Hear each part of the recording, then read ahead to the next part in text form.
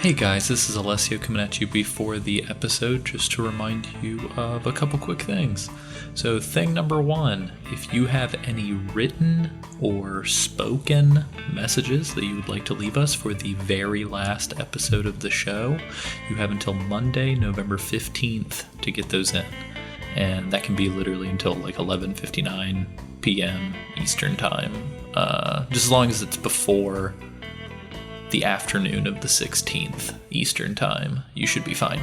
So again, that is November the 15th. Monday, November the 15th is the official deadline for all final words on the show. If you've always wanted to have a letter read on the show, if you've always wanted to submit a message to the show, you are running out of time.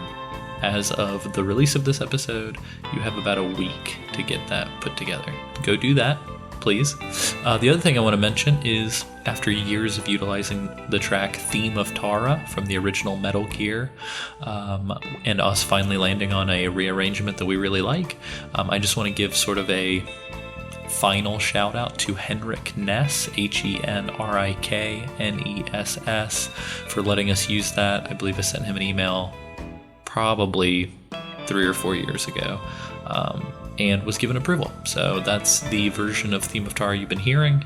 It's available on SoundCloud and I believe also on YouTube. But thank you so much, Henrik Ness. Outside of that, you guys know the deal. Do the things. If you do want to send those audio messages or written messages, the quickest way you could get to me is Alessio, ALESSIO, at alessiosummerfield.com.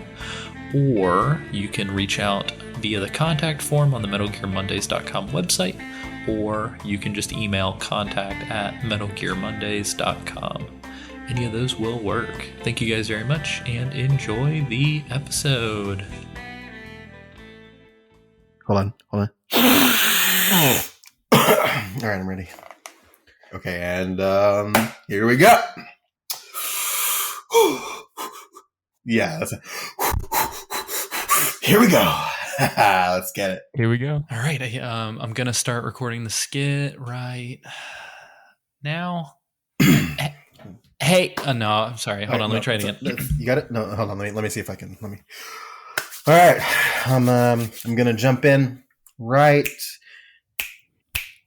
Hey Sam. now. Sam, Isaac, can I give it a go? Yeah. Go ahead. Okay. I think I'm ready. Yep. I'm going to count down. Mm-hmm. 11, 10, 9, 8, 7, 6, 5, 4, 3, 2, 1. Is that it though? I don't think any of that was on our script for the skit for this episode. No. Hold on. Well, we haven't. Let me. Okay, I think I haven't. Okay, I'm gonna do.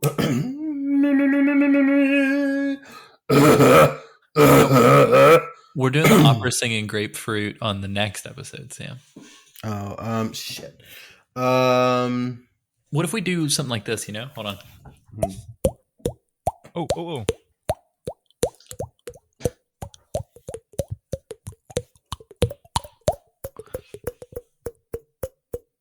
And then I'll put like a bed of some like retro 90s PlayStation game music underneath. And then we'll put a helicopter sound effect. There'll be a codec sound. Red leather, yellow leather. Red leather, yellow leather. Red leather, yellow leather. And then right around here, the theme song for the show will kick in. Right here? Yeah. Okay. No. I think actually right here. Here. Oh, shit. Hold on, all together now. Right. Here. No, not there, guys. Here.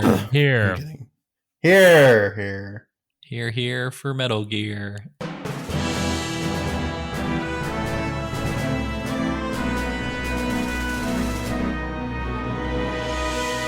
Good to see you, dear listeners, and welcome to Metal Gear Mondays, the most thorough Kojima themed podcast on the internet. My name is Sam Wright, once your stalwart host, And never again. I am here today with my friends. Introduce yourselves. Alessio Summerfield. Sam, I am so jealous that your intro stuck long after we all left because Warren still does your intro. Hell yeah. My legacy. Who else is here? Isaac. Yeah. Yeah. That was one of my favorite things about introducing this podcast over the years is that it was always Sam Wright, Alessio Summerfield, Isaac. Like they know your last name, but you never introduce yourself as Isaac Lim. Yeah, keep it real, right? I love it. I never had an intro, so wasn't as cool as you guys. Do you want to do one right now? Let's do it. Just off the top of my head. Yeah, right now. Oh, how do you think we did it? Both of us did ours. Okay. What's up, everybody? I'm your host, Isaac Lim, and I'm here today joined by... What was that voice? Bradley Chudman. Excuse me, Bradley Chudman. Here you go. That was really good. That was Isaac's best shock jock DJ. Hold up. And we're here to talk about Metal Gear Mondays. I guess that is true in this scenario, yeah. In that gap, there's like a air horn. Like a fart sound. I was just about to say a fart machine. What's up, everybody? I'm your host, Isaac Lim. We're here to talk about Metal Gear Mondays. Holy shit. Really since I'm the host today, I guess, what are we here to talk about today? We're here to talk about revengeance. So as we kind of talked about it a little bit in our 1.0 roundtable, but when we were kind of discussing what was going to happen with Metal Gear Mondays after, me and Alessio and a couple of the people, Cole and Zach, left the show. Cole was still in it at the beginning of it. We were trying to figure out what we wanted to do with the podcast, and it turned into Metal Gear Mondays Revengeance, or as we're calling it for the purposes of this season of the finale season of the show, Metal Gear Mondays 2.0. And so Tori and Warren and Chris are going to get on the ones and twos with Alessio to talk about revengeance. More like 2-point blow. No, I'm kidding. More like 2-point whoa! Hey, this is Alessio chiming in just before the round table to apologize. For whatever reason, my audio was very clippy during this recording. I'm still trying to diagnose why. Literally the recording right after, it wasn't an issue, but for whatever reason, in this roundtable that you're about to hear, when I hit a certain threshold of volume, it will gate and clip my audio. There's like a ceiling to my audio. So I apologize for the crunchies, but hopefully it's not a big deal. Enjoy. Oh my God, it's another group of Metal Gear Mondays hosts. Holy shit, how many of these exist? We have too many people. But I'm going to break it down real quick, and we're going to do some quick intros. Warren, really quick, what's your least favorite sports mascot? I'm going to be honest with you. I'm not a big fan of the guys that run around the Washington Nationals, like all the presidents, the big stupid heads where they fall over. I hate those guys. Oh, shit. I didn't even know that was real. Warren, also, what's your name? Full name? How you doing? Warren Minix is what I'll go by. Do you know your tenure? Like from when to when you were recording? Actually, yes. I'll say before my first episode dropped, I believe I just hit 10 months tomorrow as recording. So I'll say 10 months by the time they would hear this. 11 months by the time they hear this. That's crazy. Chris, really quick, when was the last time that you were surprised by an FM radio station? I can't remember the last time I listened to FM radio, so I don't know how to answer that question, Alessio, to be honest with you. Chris, what's your name? What's my name? It's Yeah. Chris. Chris, what's Yeah. your middle name, actually? Oh. You know what? I don't know that. Chris. Oh, fuck. That's right. I do Yeah. know that. Wow, you're just shooting me in the leg. Chris is my middle name. David C. Hampton II. There you go. God, so good. So regal. Chris, what's your tenure? Do you know how long you've been with the show? I believe I started back in, I think, of October 2019. Damn, son. Yeah. Pre-COVID. During, Death Stranding. All that nonsense. We went to see Hideo Kojima art gallery that's right. thing in New York. We met Ludens. He's Yes, way we shorter did. in real life. Tori, if you were asked to pilot a SpaceX colonizing vessel going to Mars with 1 million human passengers, what would you name your ship? That's a good question, Alessio. I'm glad you asked. Probably Sex Bob-omb. Oh, very nice. The USS Sex Bob-omb. I like it. Tori, what's your full name? It is Young Neil. Oh, very nice. And Oh, no, I'm sorry. It's officially Neil. Old Neil. What do you know what your tenure on the show is? A longtime listener, but what's your hosting experience? So I started doing some prep to be on the show in like April of 2020, I want to say, but my first official recording was in June of 2020. That's crazy. So midst peak COVID. Yes, it was a swell time. Yeah, that's crazy. It's so crazy too that, COVID all started because Snake died and his nanomachines went everywhere and Fox died, just kind of wrecked the planet. Who would have seen that coming? Yeah, that'd be how fucking crazy would it be? Sorry to total side tangent. If the end of Metal Gear Solid 4 is actually what caused the illness that starts Death Stranding. Oh shit. But, I subscribe to that. Very nice. Well, cool, guys. I mean, so this is like the most recent incarnation of the Metal Gear Mondays hosting family. You guys have been running now for a couple years, which is crazy to think about. Talk to me a little bit. Like, let's bounce it around. Talk to me a little bit about what that's been like. I don't know, favorite moments, least favorite moments. Let's start with favorite moments. Yeah. What do you guys? What jumps out as like a standout favorite moment of hosting the show? Don't everybody go at once. I'm waiting for somebody to say this moment, you motherfucker. It is this moment, exactly. I feel like it's that moment where somebody asked me to tell them anything about myself. There are no things about myself. There's a moment that comes to mind when we were doing MGS3, and I'd sort of fallen behind in my playthrough during the last episode, so I was playing the game as we were recording it to get through to the end. Yeah. So that was cool. That was very good, and I don't know if it made it into the final edit, but I don't think I've ever heard Chris more shouty than during that episode. And it was great. It was like a fun back and forth between Warren and myself, and then just every once in a while in between sentences or whatever, you just hear, God damn it! Listen, the boss fight is really difficult, okay? That was the fear too, wasn't it? Oh, the one with the boss. Yeah. Oh, I see. At the end. Yeah. That fight is legitimately. I just remember like getting on my belly and crawling like the snake that I was. But no, that's fucking crazy. Chris is just openly weeping while everybody's discussing the episode. Yeah, I did not want to pull that trigger, but oh yeah, it's rough. I hate that it does it for you if you wait long enough.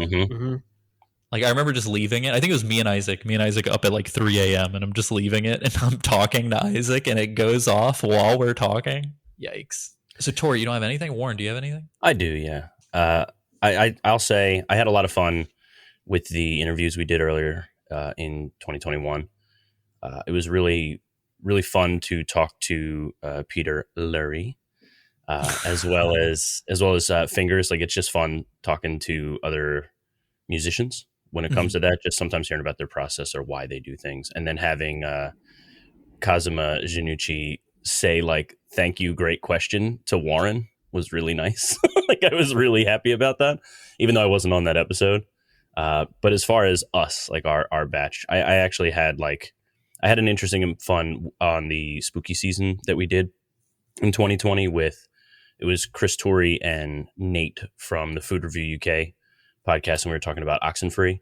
So we did like that long playthrough, and then we just had like a totally different kind of game make it to the feed, and it was just fun hearing like sort of indie game stuff. I just remember having like a lot of fun recording those and having everybody just kind of meet people that I've recorded with in the past. It was fun. Yeah, totally. Well, and I know from like my perspective, sort of, I don't even know how to describe it. 1 foot in, 1 foot out. It was super cool to see that stuff. And like, honestly, I swear to God, you guys, I was so jealous about the way that the portable ops season worked out for you guys, because in my mind, I was like, how fucking stellar would the show have been if every season was like, play part of the game, talk to the fucking developer about that part of the game, play part of the game. Like, that's insane. Like, yeah.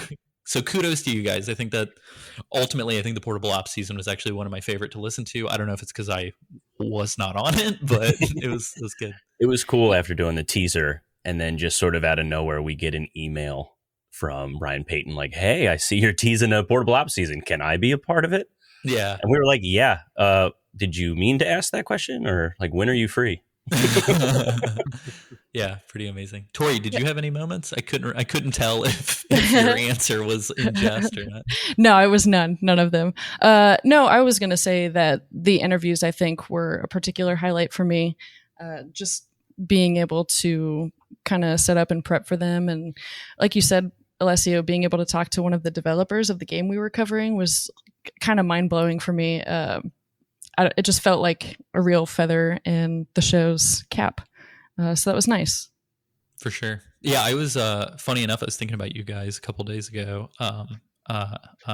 Essentially, I was watching a documentary, and in the special thanks, no joke, was Phil Lamar in the dead center of the credits list. And I was like, shit, I remember. So I guess that interview, the elusive Phil Lamar, that interview was attempted to be scheduled across every iteration of the show. Oh my God, right.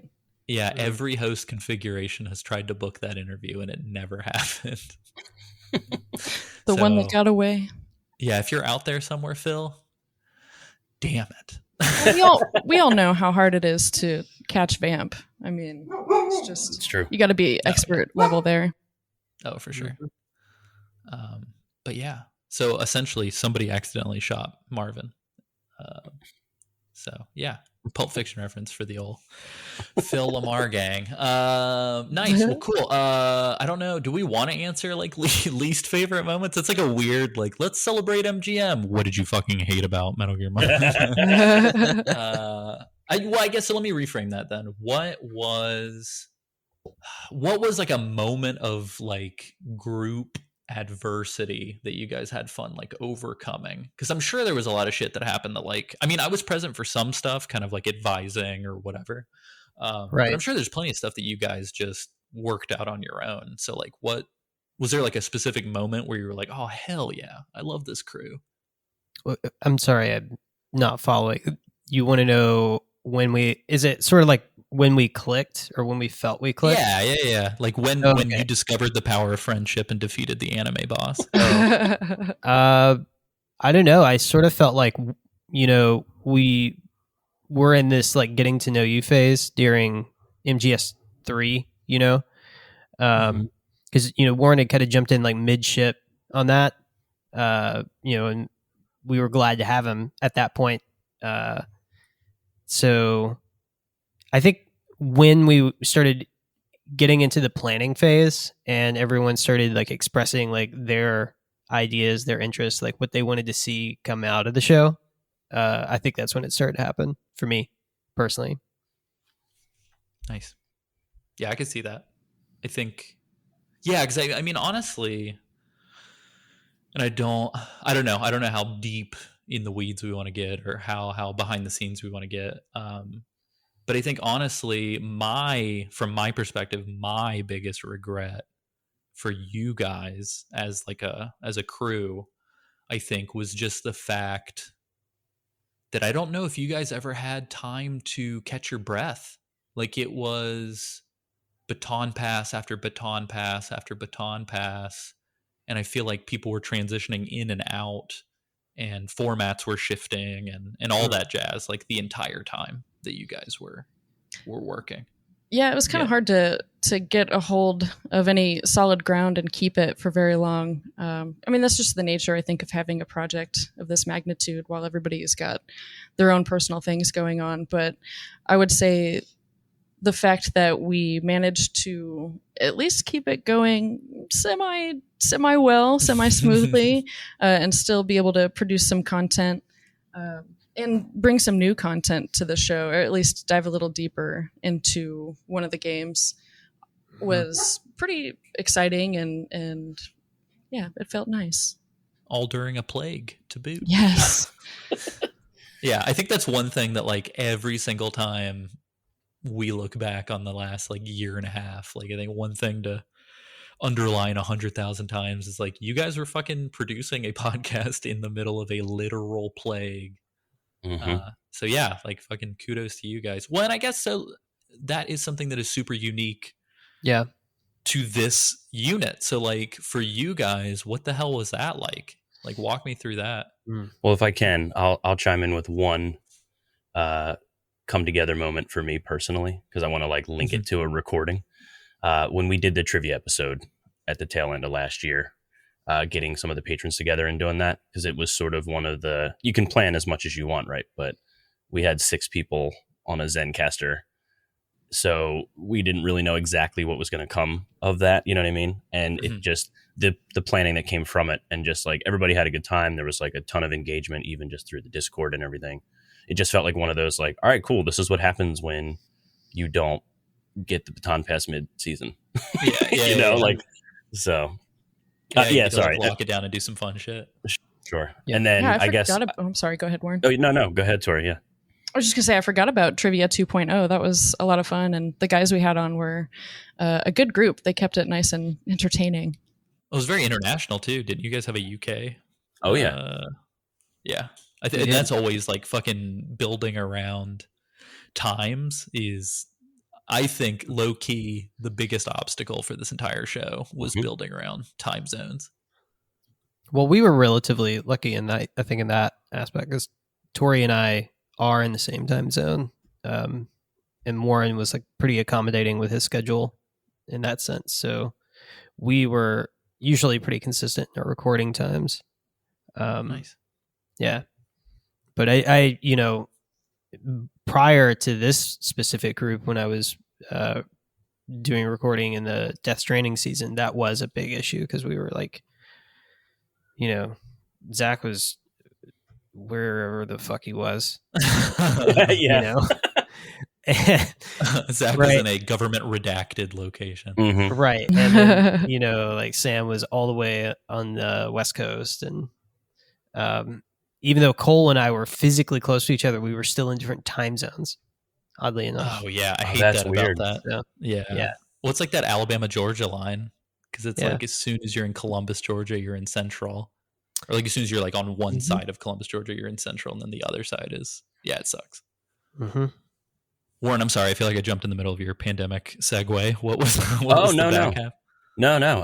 I think the big thing for me was, for everybody's life has been completely changed since the pandemic, even whenever it feels back to quote unquote normal. It's not even like a fun word to say anymore. It was just it's one thing to like the content, right? Content comes first, or like, let's try to do that. But trying to make sure that everybody was able to have like the quality of life that they were probably not getting with the real world because of everything going on. So it was just a lot of like, you know, all right, how much time do you need? When do you need it? Who's got the best? Like, let's just pick one day. That way you have other time for yourself. I think that was like the biggest thing, because it's one thing to do what's right by the listeners and make sure that's there. But, you know, we didn't really want to sacrifice our own selves, you know, because we know it eventually would deplete the content. So I think that was like, as far as like a struggle, I think that's like the main thing that I would say the pandemic caused, at least for me personally. And I mean, that's kind of like my job anyway. But when it comes to a podcast, I kind of treat them the same, if that makes sense. No, yeah, for sure. I think it does. I think in a weird way, and I think right now makes the most sense to like throw this in there from my perspective. In a weird way, I think because I mean, I walked away from the show when it was like right before Death Stranding came out. I think it was like October of 2019.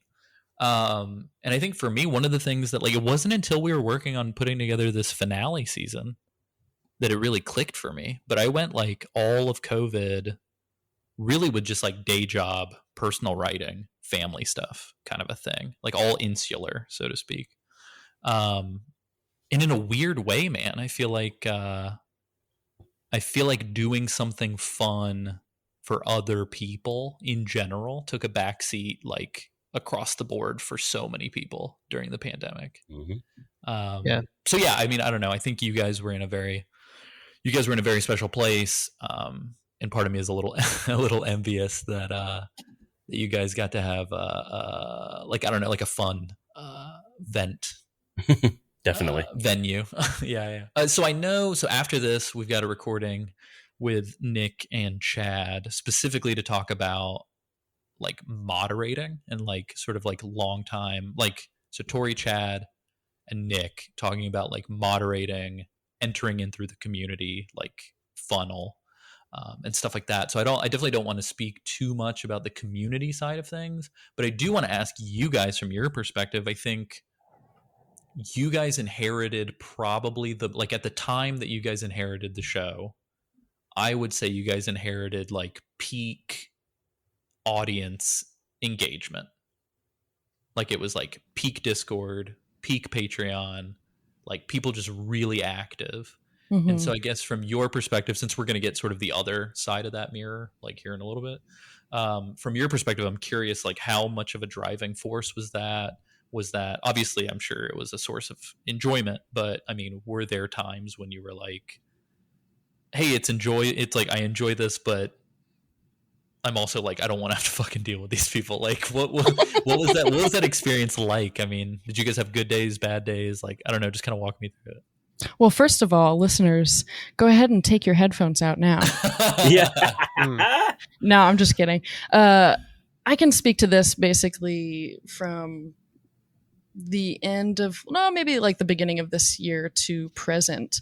The only time where I felt like that was an issue was when my personal life was just like really, really crumbling and turning into a dumpster fire. So that, I mean, when everything was going well and I had what I felt like was the proper time to really put everything into it, that was, as you said, Alessio, the driving force, because I had been a listener for so long. I enjoyed all the fun that the show brought to my life. I enjoyed all of the bits and the extra content, and being able to provide all of that for the listeners was really exciting for me. So, earlier this year when that didn't happen as much, it was a huge bummer, and something that I wish would have gone a little bit differently. But other than that, no, it was never a thing where I felt like, I don't want to deal with listeners or the community today.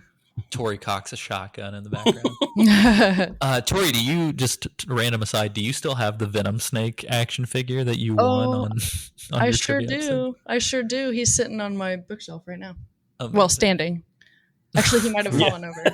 He's permanently standing in this torturous hellscape of a life that his creators imbued him with.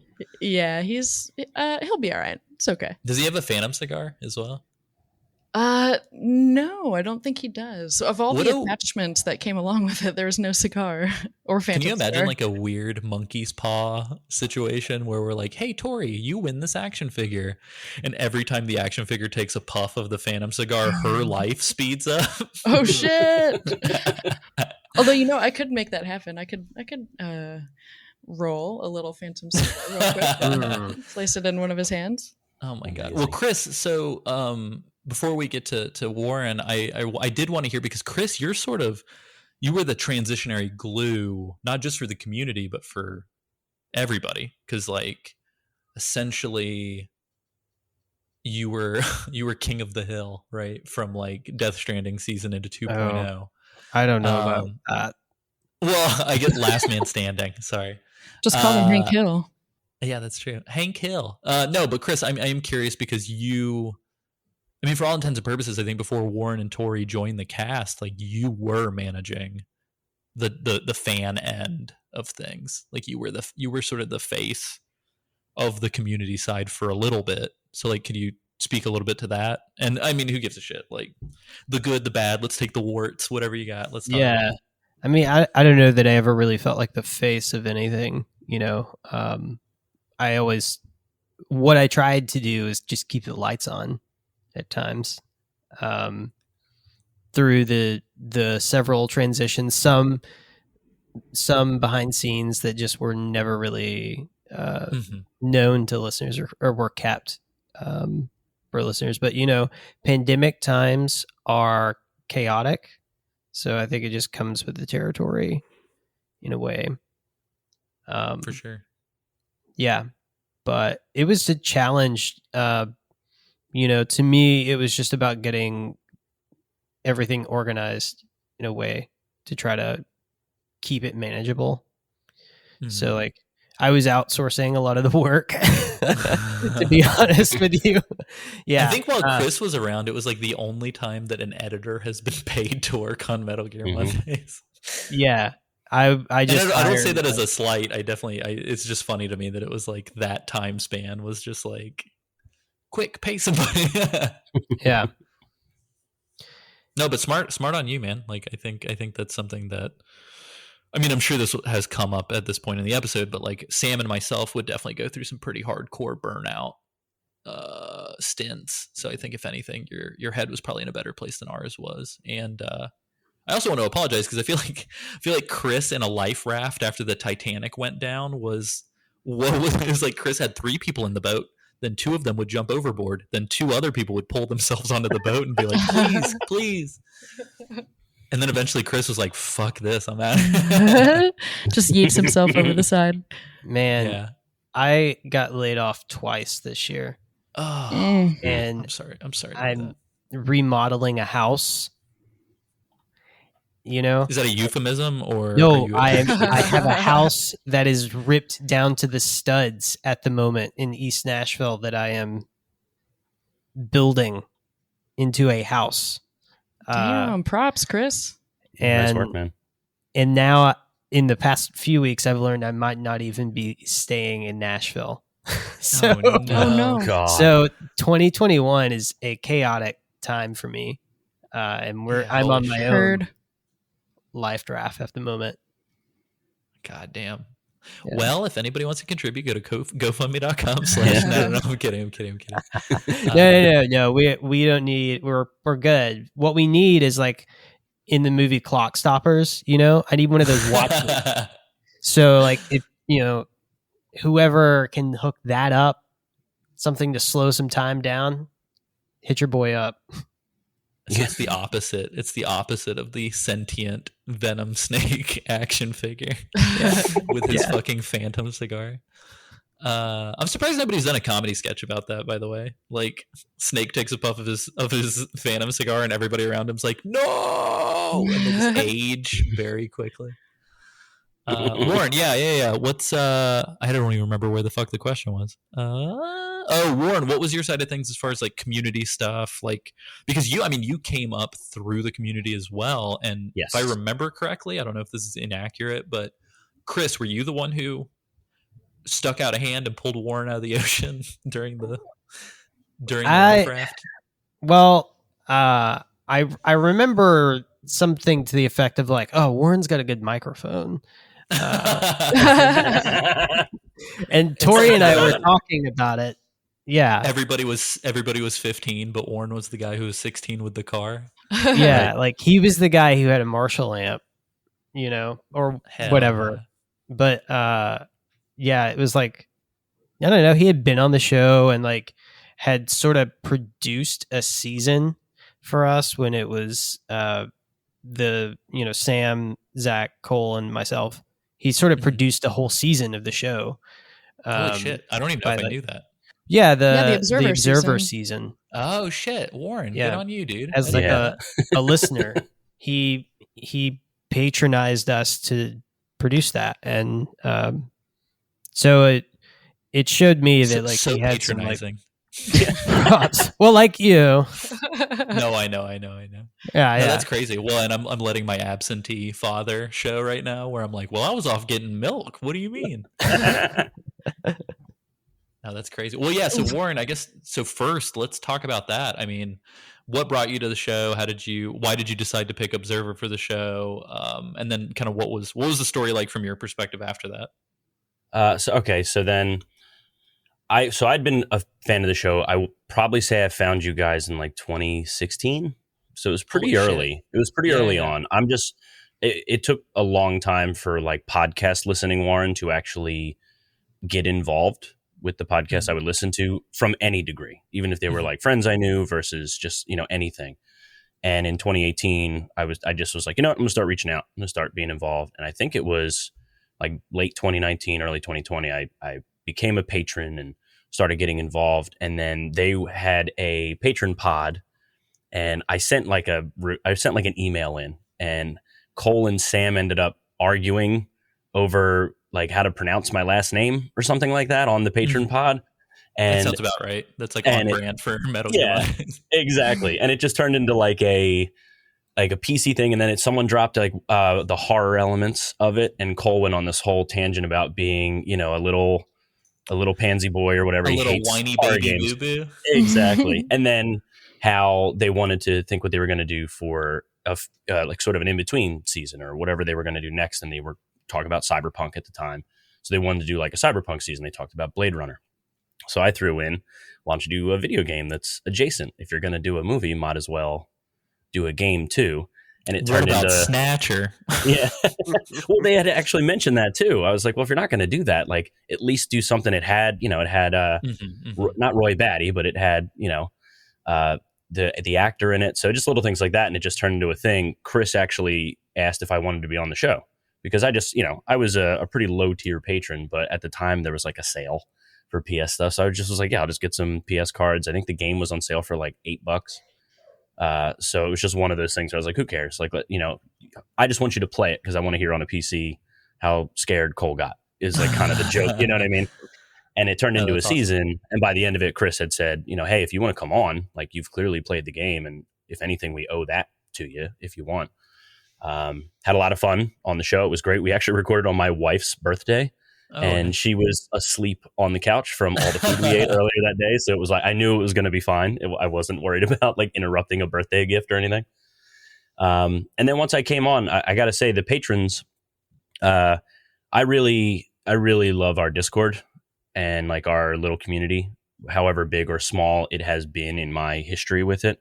Mm-hmm. I think in probably like a thank you vid or something I dropped, I can safely say that half to 3/4 of the Discord know more about my life post 2020 than most people that I have physical interaction with because I just haven't seen them because of the pandemic and everything. So any struggles I'm going through or things I want to enjoy or anything like that, I'm not a big social media poster. And I'm sure the three of you who I think are all friends with me, you clearly see that I'm not like a engaging social media person that much. I might have my moments, but not really. Yeah, but I see that you like posts, and then I'm like, I never see posts from Warren. Yeah, so rare. It's so rare. It's so rare. But the Discord, I think I can safely say, like, outside of like maybe just having a long work day or something really bad, we're in it. But I've been active like as often as I can because it's legitimately fun. Like I learn about a game I didn't know about. Someone's trying to get me a PS5, right? Little things like that. People are just trying to help for no cost. It's just. They just, want to engage with everybody. And I think I'm the last one to not get a PS5. I'm not going to shout at anybody else who got one because I'm proud of you, but I'm usually at work or something. But right. I keep getting, hey man, tag, give it a shot. Yeah, I was going to say, I don't think anybody in this recording I don't know. has one. I don't know if you have been publicly typing, I want a PS5. Yeah, you know what I mean? If you don't have one because you're not hunting one down, I would hope that, you're not trying to get something you don't want. Wait, so I've got 12 Warren, of them. Yeah. so Warren, oh no. Warren and I were recording a Patriot Club, I think, and it was a night when I think Walmart was about to get restocked with them. And so part of that episode was featuring Warren, like really, really trying to get at it. And I guess I know now that that didn't happen. That felt so long ago, but sorry to hear that, Warren. Still nothing, man. Yeah, But otherwise, I'm grateful and very thankful. I love our Discord and our community very, very much. Yeah. Well, and again, like I'm super glad to hear you guys' perspective on it, because I know for mental health reasons, I haven't been in there recently because I have this like uncontrollable urge to engage with the Discord even when I should be doing other things. Yeah, you're the ghost in the machine, Alessio. You were on. I would see you post it 2 a.m. my time, 4 p.m. my time, 6 p.m. my time, midnight my time. I'm like, this guy doesn't sleep. What are you doing? Yeah, it was.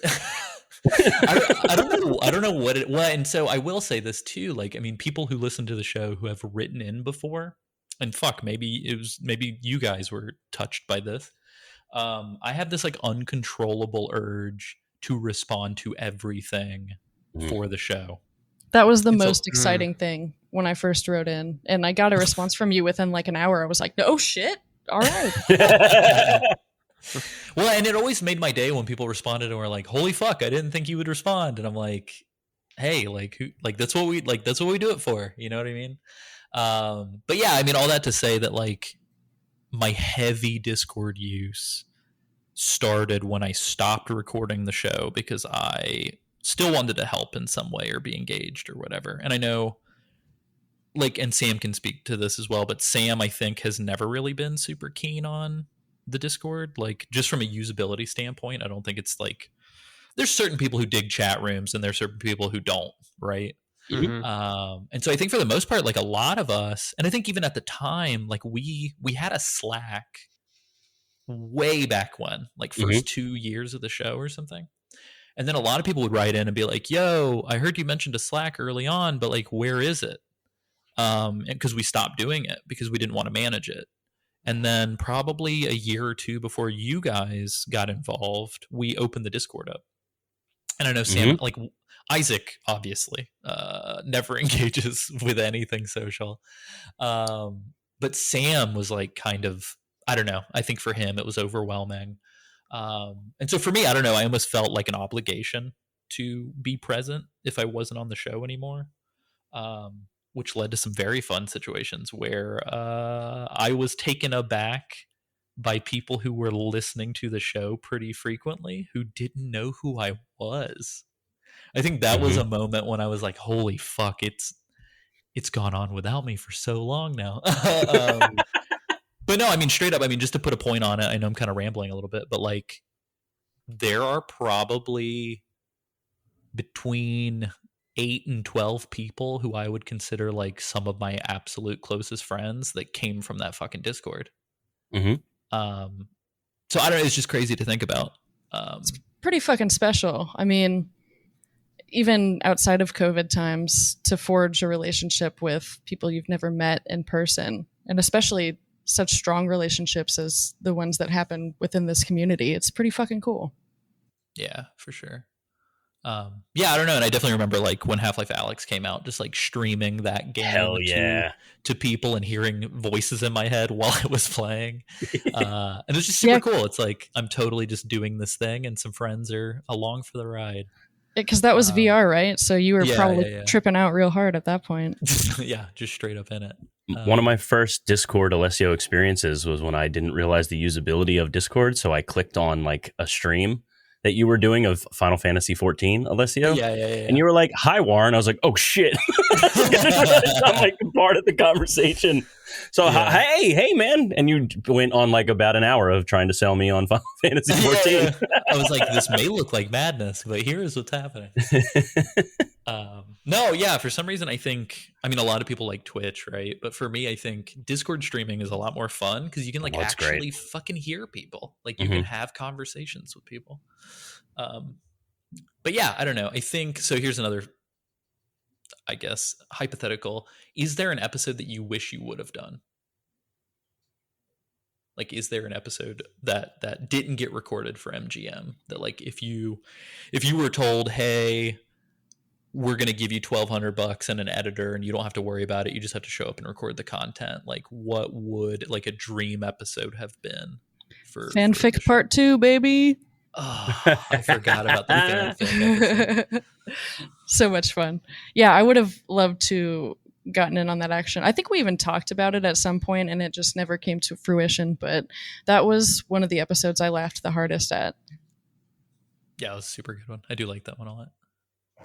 Christopher, David Wallace, Christopher Hampton, the 15th. I love that. Chris, can you start going by that now? Sure. Yeah, that's fine. So accommodating. Yeah, Chris Hampton and the Infinite Jest. So, let's see, $1,200. Yeah. Okay.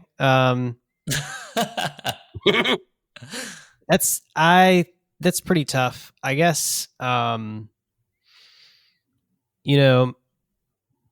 It's probably a toss up between doing, I think, Boys Trip.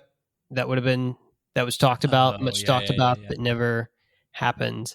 That would have been a good one. And I was always interested in visiting police knots. Oh, too. yeah. Y'all could have had a whole fucking sit down soapbox on sexism if you would have done police knots. Ooh, yeah, sounds I think fun. that would have been a pretty pivotal part of the conversation too. Yeah, it is crazy because like I didn't even think about it. I know we had it on the roster of stuff to cover before the Great Divide, and it's weird, man. Like I went back even like in the first hour, I'm like, holy shit, what a misogynistic video game. Yeah, it's just Warren, wow. What's your golden egg? I guess I'd probably say when it comes to like this, like we'll just say we four since we're in this little thing. I thought it would have been cool. I'll be a little selfish just because I'll be the one spending the money. You guys all come out to my neck of the woods. We maybe see a movie, play a video game, maybe do a stream, and we would have recorded together, like in the same room.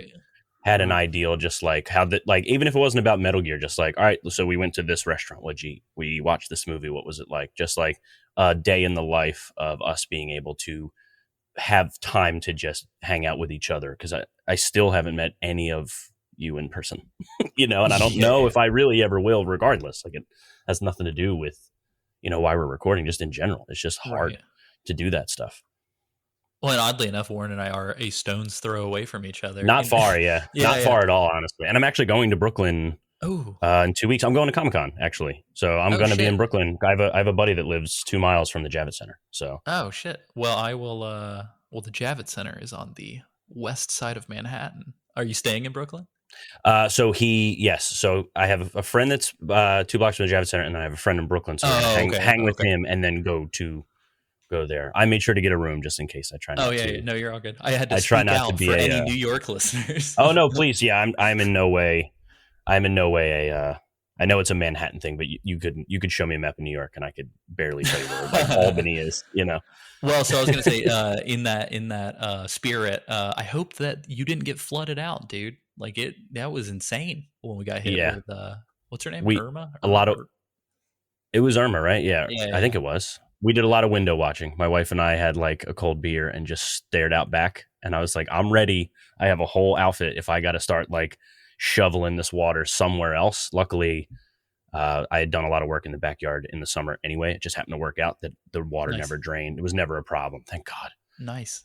We had the opposite problem where we thought it was the water. Turned out it was the fucking water system from the city, and it was shooting water into our basement from inside the house. It's coming from inside the house. Yeah, the call is the worst horror movie. I know, dude. So I was ankle deep in water in our basement, which sucks. But anyway, landlord. This is the only property our landlord manages, so he was very available. That's great. But yeah, East Coast. No. Nice. Well, while the West Coast burns, we get a lot of water. Maybe we can meet in the middle. Love it. Yeah, come out to Kansas. We're doing fucking fine. Right? Not to brag. the Midwest is the ideal place to live if corporate America didn't dump all of their toxic waste there. Nice. Well, so in that regard too, I want to ask you guys, I guess, what's the word that I'm thinking of? Shit. Well, so sorry to circle back for 2 seconds. I do want to say, like, I'm bummed that you guys had to deal with COVID. I'm bummed that all these things had to happen while you guys were recording, because, and it's crazy to me that I think this only happened once in the history of the podcast. But me, Isaac, and Sam, no, I guess it would happen twice. Me, Isaac, and Sam getting together to record an episode was such a special thing. And I'm so bummed out that more people didn't get a chance to do that. Yeah. Yeah, that would have been cool. Yeah, it's crazy. Well, cool. So we've got like a few minutes left. In these final moments, I wanted to ask you guys, say I'm Joe or Jane listener, and I want to keep up with you guys moving forward. Where, like, what are you doing? How can I keep up with you? What's the next project on the horizon? Point me in the right direction. Tori, where are you? What's up? I am comfortably situated in the Midwest. No, I You're don't. just inviting people. You're like, come over to my house. Big old porch. Come party. No, I have a pretty small apartment. That wouldn't do. No, I don't think I have anything going on in the immediate future. There's some ideas rolling around, and I'd like to get back to something soon, but for now I'm going to take a welcome break from having a project to tend to, so I can just kind of get my life back together. But I will be hanging out in the Discord, hopefully a little more frequently than I have been recently. You can still find me on all the socials, Young Neil on Instagram, and well, not so much Twitter anymore. I dipped out of Twitter probably right around 2020 and all that fun stuff. But yeah, just try and keep up on the Discord. If there's anything happening on my end, that's probably where I'll be talking about it. Follow-up question. So is the paywall entry for the Discord going to disappear after the show concludes? You know what? We had briefly talked about that, and correct me if I'm wrong, Warren, but yes, we, since the show will be no more, there's really nothing else to pay for, so come hang out if you haven't decided to do that already. Lots of people still in there, just up to the same old shenanigans. Sick. Yeah, so, and I'll echo Tori. Yeah, I think I'd say we'll say we three. Chad has been pretty open, and I recorded with Freda last night, so he and I also agreed on it that our goal is to keep the Discord alive. There won't be a paywall or anything, so the hope is to hopefully have everyone sort of invite people they know that would fit the bill of like this audience, because the game a month and the movie a month, things like that, they've been super fun for me, and I've seen so many movies and talked about games that I've not gotten to see, and I consider myself someone that does go out of their way a lot to do that stuff, and I still found new things to talk about from what, at least I'll say Discord users now had suggested. Right. We do want to keep it going, just because nice. I really, like I said, this is more of my social life than otherwise. I hope to get back. I mean, I'll knock on wood, but I don't think my band's getting back together. It's just too hard to get 4 guys in their late 30s that have lives and children still with all this. 2 of our members don't want to play out because they don't feel safe. I'm one of them. So it's just tough to like do that. But when it comes to if more music, original or playing things like that, it'll be in the Discord to share. So that way, maybe if it turns into something, follow me then. You'll keep me, nice. I'll be able to keep you guys posted. So hypothetically, like if I'm a listener listening to this episode and I have not engaged with anybody at all thus far, is it invite only? Like how would I find the Discord? I think that's one of those, that's like a minor kink. We're going to figure out what's the best way to have that. I'm sure maybe we'll do something like in the podcast description on the last, okay. Like, so if you're going through, you'd be able to find it that way. Cause even if it's one of those, it might, I don't want to say invite only, but maybe like approval, right? Like, so if you sign in, we just see users interested, we just hit okay, do the normal fielding that we do. Hey, does this Discord work for you? Because we have so much infrastructure in the Discord that sort of guides people to learn that is this a place that they want to be part of anyway. Right, so I think the intent is to be, as welcoming as we can, and then just sort of let the infrastructure we built kind of catch if there's any issues. So that way it's still very low maintenance, but, high engagement. Nice. You got to be cool with Phantom cigars, though. Gotta be down. Phantom, first Chris, the Phantom Cigar Lounge will never leave. Amazing. Thank you all. Well, and likewise too, I think obviously if anything changes, the edit can reflect that. So sure. For sure. And I think more than likely, like I would assume some social posts would go out or whatever. Mm-hmm. So, Chris, where the hell can people find you, sir? On LinkedIn. Hell yeah. Posting some amazing marketing stuff. I'm very active on LinkedIn. That's no joke now. I see Chris's face on LinkedIn more frequently than I thought I would. That's amazing. Yeah. It's, I work a lot now. But yeah. And if you need any like agency work, anybody out there listening, just like hit me up on LinkedIn. So, but I'll probably be around the Discord, I like to stay in the background. I don't like the limelight, really. So you're more of a lemon light guy. Yeah, like crispy Sprite. Hell yeah! I don't know why that is the first time I've ever thought about that. I apologize. It's like Omega Dad joke. Don't you have some drum roll sound effect? Oh yeah, we can. You might have to. Yeah. Oh, do you guys? Hey, cue it here. I was about to ask if you guys sorry if you guys wanted to have what could possibly be the ultimate final cue it here. There it is. Holy shit. That's crazy. Yeah, it's crazy. I'm sorry. I keep seeing all these like Silent Hill 2's 20 years old, Eco's 20 years old, Metal Gear Monday's 6+ years old. Like, guys, please. I need the Clock Stoppers watch yesterday. Yeah. Yep. Damn. Warren, where can people find you, your band? So are you still streaming on Twitch? No, but I probably will get back into it. I definitely want to do more stuff in the Discord. I actually had gotten a setup to where we were getting ready to do Twisted Metal 2, like long playthroughs of that, and I've been able to. We actually had a guest on the recording we did the other night, so I have like a pretty nice set of like easily like within 5 minutes I can do. A setup, B setup, C setup. So there'll definitely be a lot more of that. And since school will be ending for me soon, I'm going to have a lot more time to engage and hopefully play music and stuff like that. But yeah, so I'm at Warren Minix or Untaggable Gamer, whatever floats your boat on whatever platform. I'm the only person with an X in their name, and Untaggable Gamer never exists. So if you find that, it's me. And then my band Spooky Forest, I hope, maybe this will be like my last gasp of trying to make it work. I'm sure something will happen because we just hit, like our single just crossed like 25,000 downloads. So I just was hoping that was going to be like the fuel to get it going. But we barely got a chance to even promote it. The album was out for like 6 weeks before COVID.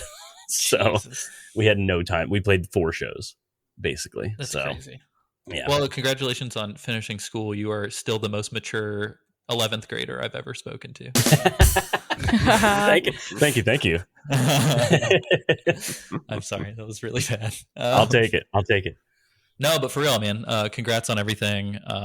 I personally, I am very excited to kind of see what happens next for everybody. And I don't know, I think it'll be a lot of fun. And obviously, like Warren, if you're in town, hit me up for sure. Sure, dude. We'll do a masked meetup, elbow touch, finger guns. Yeah, the 6 feet away, having a beer. Yeah. Love it. Throw a beer at you. Yep. No, but for real, I mean, I think this has been a really cool experience, and it's been really nice, and it has made the world a much smaller but more welcoming place. Aww. Yeah, I don't know. I have friends all over the world because of this show. It's crazy. And Kristen is still like, I don't want to meet anybody that you met on the internet. Ouch. Yeah, she's scared. She thinks the internet is filled with psychopaths. Well, it is, to be fair. Yeah. The internet is a psychopath. But yeah, holy shit. Yeah. My wife finally like crossed the threshold of like, all right, this is pretty cool. Like she actually was kind of into it. We did a live stream of The Room because that won one of the goes to the movies. Oh, and nice. and we all kind of agreed. We're like, we're not doing an episode on this, right? Like we'll just do a live stream. We'll do this movie. Like that's what we're gonna do, right? And my wife was on for that, and she was just like, she loves The Room for obvious reasons. I mean, who doesn't?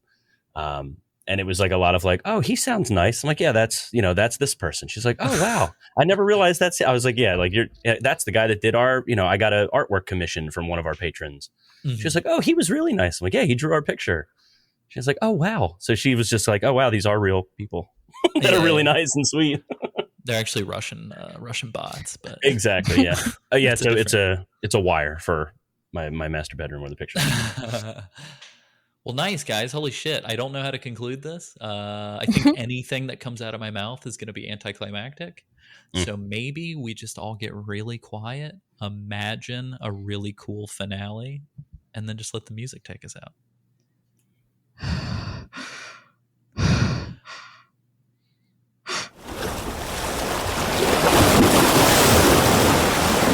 Well, that was super educational. And one of my biggest regrets is that we didn't get every era of the podcast into one room and have them all fight to the death. Oh, shit. Who do you think would be the last man standing if everybody who's been on this season so far fought? So you want to know it would either be. I like that you went into Smash Brothers announcer voice for that.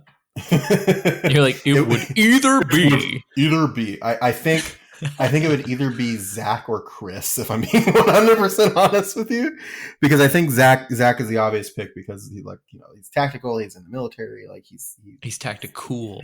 He's tactical. He's got guns. He knows how to use them responsibly. Zach fucks, dude, and that's really all there is to it. But I think Chris has like a savage mind, like a savagery to him. He told a story on a video we did a while back where he like talked about like pouring beer into the gas tank of a promoter that wouldn't give them their money for performing and wanted to give them like a pack of beer or something like that. So he's got like that. He's got that savage mindset. I think Chris would be a dark horse. Chris speaks softly and carries the rage of a mother lifting a car off of her child. Like that is Chris. Chris can move a goddamn mountain if you need him to. But yeah, so let's so my pick for Isaac, who's your pick actually? Let's do this. Oh, you can't say yourself. Ah, dang it. I mean, I guess I will. Sam would dash me across the rocks, which are Isaac's abs in this situation. Yeah, I was gonna say, have you seen Isaac recently? Isaac's jacked as fuck. Like I don't know.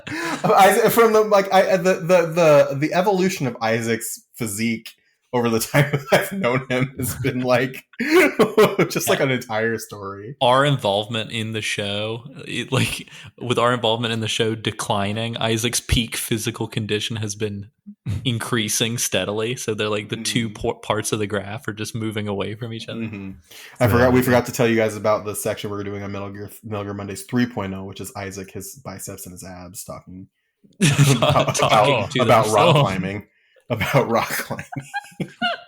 Do the training montage. Yeah. I just remember your best friend will be this dude that you've never met. I didn't even realize it. Hey, Isaac, you've been really quiet. You look very sweaty. Did you have an ultimate question, Alessio? Isaac, what do you want them to think about? Number 1, let's have fun. Numero 2, you gotta stay true to Island Boy. Anyway, yeah. Who would you pick? What a good Isaac? montage. If you can't pick yourself, who would you pick, Isaac? That's a hard question. I'm gonna go with Tori, and hear me out. I think she's resourceful. Mm-hmm. She will play those.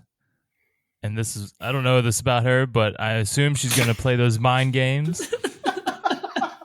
And get everybody pitted against each other. It's like one of those reality shows. Who do you think Tori is? This is all happening. Alessio. Who? Here's a question: who won the most games of Jackbox at one time we did that like hosts night? Shit, I can't remember. I forgot we did that. Yeah, I still have the T-shirts from TKO. Oh my god! The olive with the "Gimme the Loot" on it. Dude, I bought some shirts off of that shit one time that never came to my house. Man. No way. It took for fucking ever. They just straight stole like $60. Damn. They're like, thanks, asshole. Get out of here. My pick has yet to be on the season. Ooh. My pick is a real Chad pick. And you're going to hear him right now.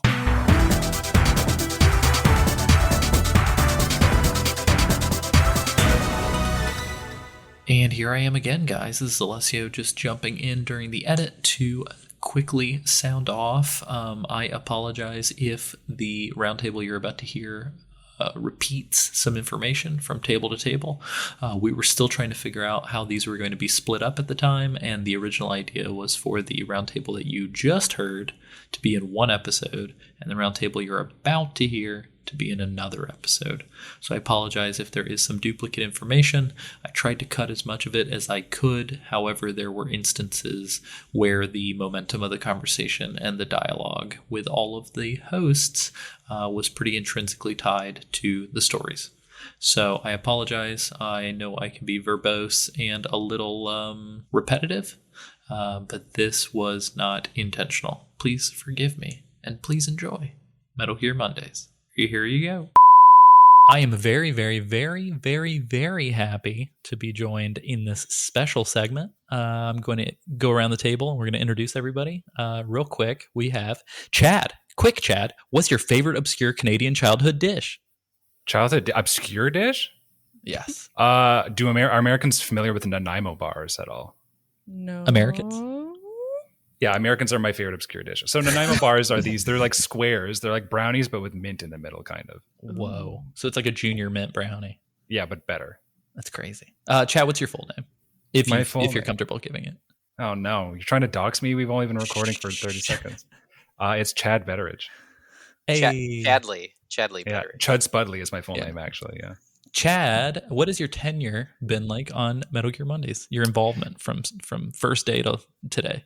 I started out as a fan way back in, I think, early 2019. Joined the Discord at the end of that year. Thank God. Which then triggered my moddom, a mod of the Discord. Which then triggered sort of being a host, which never really came to fruition. And I've been on several PCs, but no mainlines yet, except for this one. This is my mainline debut. Right at the tail end. Well, I was going to say, which then triggered COVID-19. So actually, Chad. Yeah, that's true. Yeah, I caused it. Yeah. Damn it, Chad. Sorry, y'all.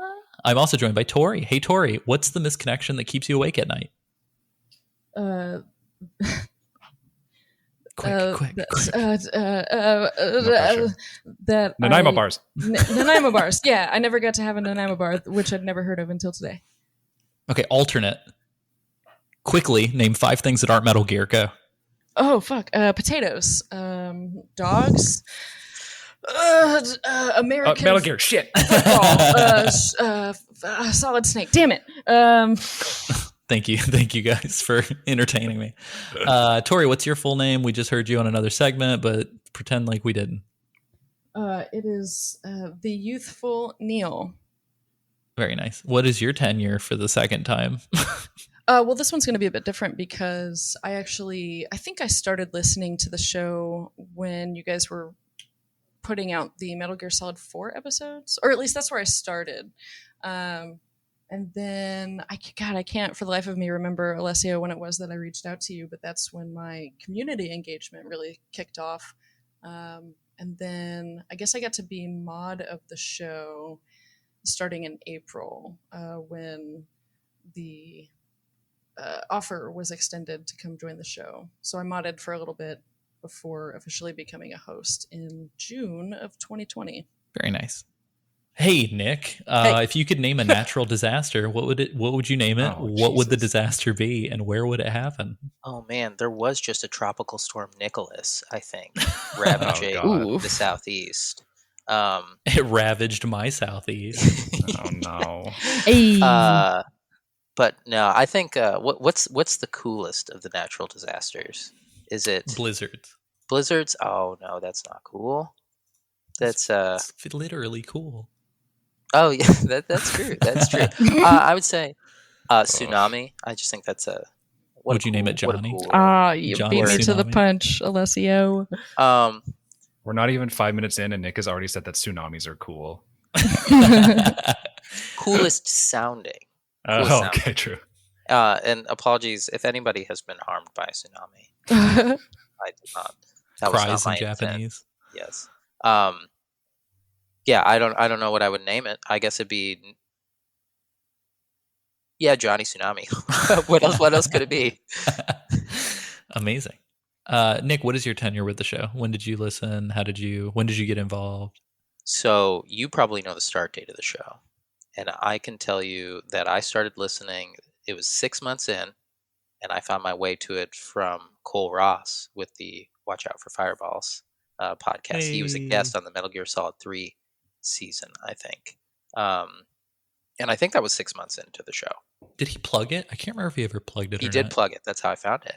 Oh, So, nice. so that's how I found my way there. And then I became pretty active on the Slack. It was the Slack channel at the time.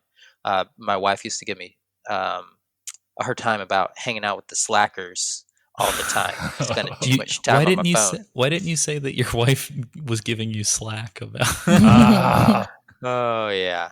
Well, so hanging out with the slackers, then I was hanging out with the Discorders, and I think during the time I was on the Slack, I joined on being a guest on a few episodes. I can't remember which one was my first. I know there was Metal Gear. There was the horrible one, Solid Snake's Revenge. I think that was your first one. I don't think it was. Maybe it was. There was that one. There was Metal Gear Saga. I was on an episode for that. I was on an episode, the Portable Ops episode, when we covered that. Yeah, it might have been either Portable Ops or I think it was Portable Ops. Maybe. I could be wrong. I'd have to look back. But and then maybe there was one or two others. But yeah, been a part of it ever since. Well, that's pretty cool that we've had all three of you guys now that Chad has made his formal debut. Yeah, what up? But yeah, that's crazy. It's been, I don't know, it's just been a wild ride. It's been a lot of fun, and I'm really excited to just kind of shoot the shit about the community stuff, because I know when we touched a little bit on this in the MGM 2.0 segment. But I mean, I think there's enough content from a community standpoint that like we can just dedicate a whole segment of this episode to discussing it, because I think for people who never joined the Patreon, which I would say it's probably like, depending on what show it is, I think for the majority of listeners probably don't patronize shows. If I had to guess, like it's kind of like YouTubers and subscriptions or whatever, right? Like hit the bell, like and subscribe. Like it's like what, 14% or something ridiculous. But yeah, so I think in a weird nutshell, like this is us codifying the listener fan experience for anybody who maybe never took that step, I guess. So yeah, I don't know. Obviously, it's going to be a little bit of a free form conversation, but I figured I'd get us started with just some kind of roundtable questions, because you've all at some point modded I think the Discord, right? I don't think anybody here modded the Slack, right? I didn't know there was a Slack until Nick mentioned it. Yeah, it was super old. Ago. Well, it's funny. So I guess we can start there. So we started a Slack probably a year into the original run of the show. And what ended up happening is nobody wanted to keep up with it but me. Oh, of course. And so like Isaac is very, if you can't tell, Isaac's very antisocial on the internet. And Sam enjoyed engaging with it in sort of small bursts, but didn't want to have to like keep up with it, right? And I mean, fair enough. Like for some people, chat rooms can be kind of overwhelming because you just have to keep your eyes on it at all times.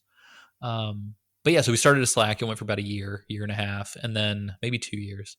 And I remember I started to get burned out because I think at the time I was like editing, writing skits, recording, playing the games, and managing the Slack. And I was like, this is too much. Like, I just don't want to deal with it. And so we didn't have the Slack for probably about two years after that. And then it was actually a listener wrote in several times and was like, hey, I kept hearing about the Slack on old episodes. Like, what the hell is that? Why isn't that real? I want to talk to other listeners. And so I think it was actually Sam Lemke, Tori. He would. Sam, I hope you're listening. Yeah. And so Sam, God bless his soul, kept asking me for this thing. And then finally I was like, okay, let's do it. So we started a Discord. I can't believe we have Lemke to thank for that. I mean, I guess I can. Thanks, Lemke. Yeah, of course. He's a very, very social cat on the internet. But yeah. So yeah, no, let's talk. So Nick, you were kind of the first, I think, right? Yeah. Because of your Slack experience. Tell us a little bit about like what that was like if you still have if memory. I can still remember. I mean, it was a small, but I felt like it was a very active community. I mean, and I do recall Sam being pretty active there, at least at the beginning of all of that. Cameron was a part of that at that point, and that's how I met Cameron. And then we started. We did our own RPG podcast on the side, thanks to that Slack. Yeah, it was fun. You guys covered some cool stuff. Yeah, we did that for a little bit, and then you know, it's kind of, I'm trying to remember. I mean, I think that's where there was a lot of inside jokes that kind of maybe even bled over into the show, and vice versa. A lot of Matt Campbell stuff. A lot of, but I mean, I think there's also like deeper conversations too. Like we talked about, like I remember having a really long conversation with the community in terms of like African American representation in Metal Gear, and you know, so it was a mix of like serious conversations and silly conversations. But yeah, I don't think it was really too different from the Discord, from what I can recall.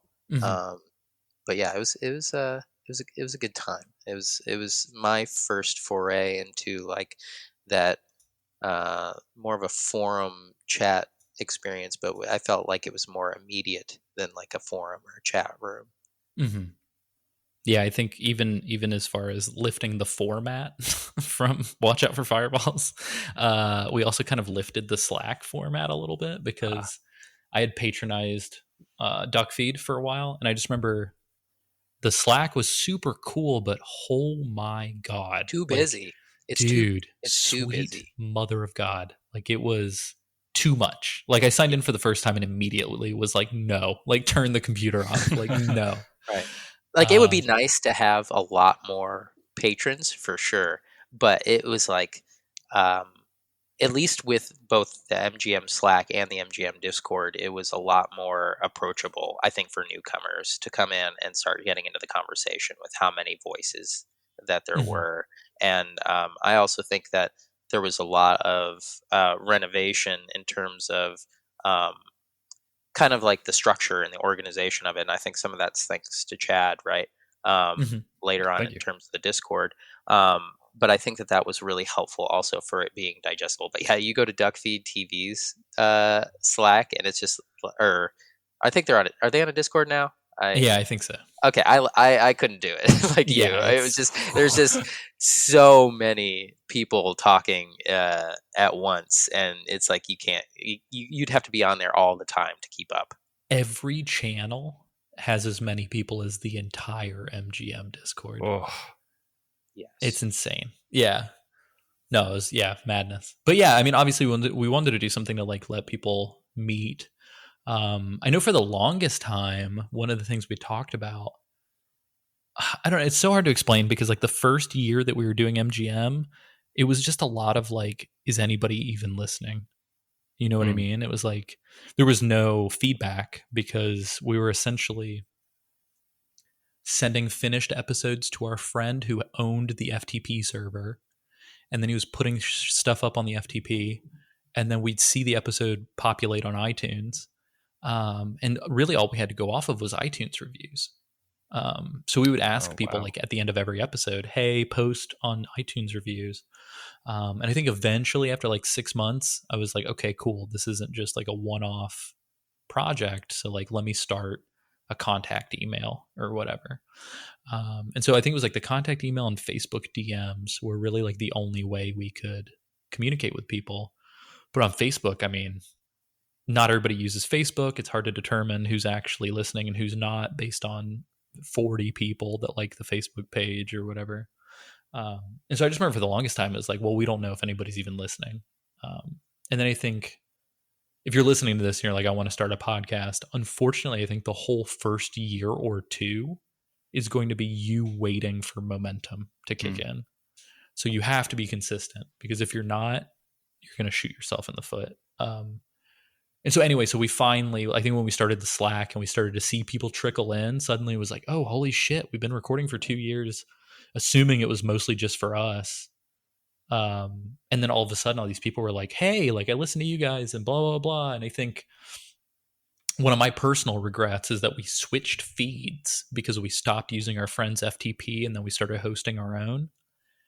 And I know for a fact that when we did that, and then when we shut down the Slack and eventually opened the Discord like a year or two later, I know people got lost in the shuffle. And so there were people who were constantly on that Slack who I've not heard from ever since. Yeah, there's a couple that come to mind. If you're listening, Zach Zach and was a big one. I can't remember what his last name was, which is a shame. Yeah. Nick Ziegler disappeared. Oh yeah, Nicky Z. And if you're listening, Nick, come back.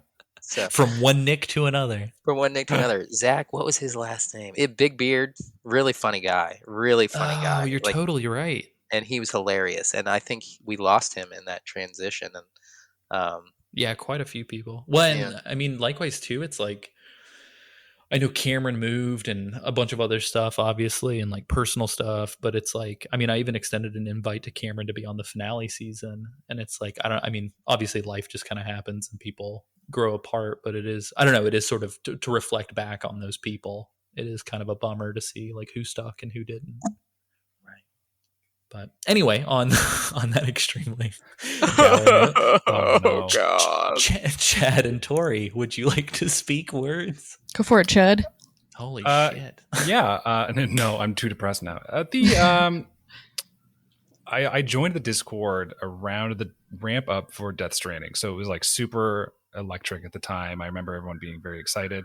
And it was nice because it was active enough to be entertaining and you could engage with people, but it wasn't like some of the other servers I was in, like I'm sure the Watch Out for Fireball Slack, where it was just like, how am I supposed to make a connection with another human being when there's this much traffic flowing through at any given minute, right?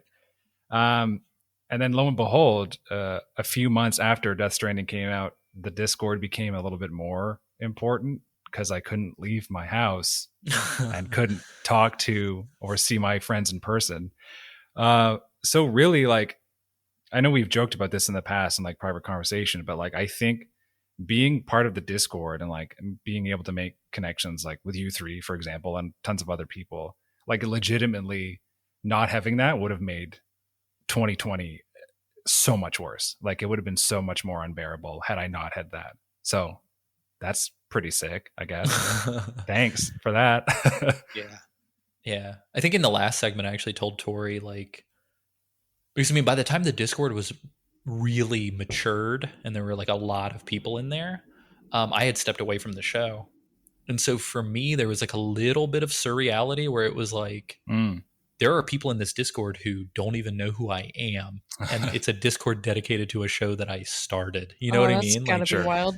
So it was this like weird moment. It was like, it's the same moment when you realize like 1 in 4 Americans were born after 9/11. Like, it's just this weird like moment where you're like, oh, holy shit. Like I time has passed. You know what I mean? But because I was no longer on the show, I almost felt this weird obligation to almost be like in the zeitgeist of the Discord. Mm-hmm. And so I was just like responding to shit nonstop on the Discord, almost like compulsively so. And I would say like between then and now, it's like I've probably made like 8 to 12 extremely close friends because of the Discord who I probably talk to every other day now. I think the first two people to talk to me were you and Tori. Like, you were the first two people to respond to me being like, hey, my name's Chad. I'm new to all of this. And it was weird, Alessio, because every time you were messaging or making a new post, you're always saying, hey, just so you guys know, I started this show. Oh, I know you're new, but just so you know, I started Couldn't this. fucking let us I'm the forget daddy. it. Get out of here. That's not true. Alessio. For anybody listening, that's not true. But yeah, well, and I will say this too, like, I think for me, I think the issue with those chat rooms or even forums or whatever is like, I do have, like, it's weird, right? Because it's sort of a catch-22. It's a good thing and a bad thing. I think for anybody listening who's been listening for a very long time, and for anybody who's listening who has reached out to the show, there's like a 95% chance that when you reached out, the person you were talking to was me, and I responded like within an hour. And I don't know why. It's like when I do anything that's public facing, I feel like a very strong obligation to be available for people. Sure. And so I think part of like, so if you go on the Discord, you see that I'm not in there. And I think part of it is just like a mental health reason where it's like, I just feel this very strong urge to just always be present, you know? So I don't know. All that to say, like, I don't want anybody listening who's in the Discord right now to be like, "Oh, fuck that guy. He's not in here anymore." Well, and I mean, you when you are present in a big way. So, sure. And when I mean, for me personally too, there were times when I had to step away from the community for months at a time when I was going through big life changes because. Yeah, you don't want to be the guy who just goes in and just like starts a conversation and then I think the term's Irish goodbyes. Like just leaves and isn't participating at all in the conversation that you started or so I don't know. I think that you probably took the healthy approach there.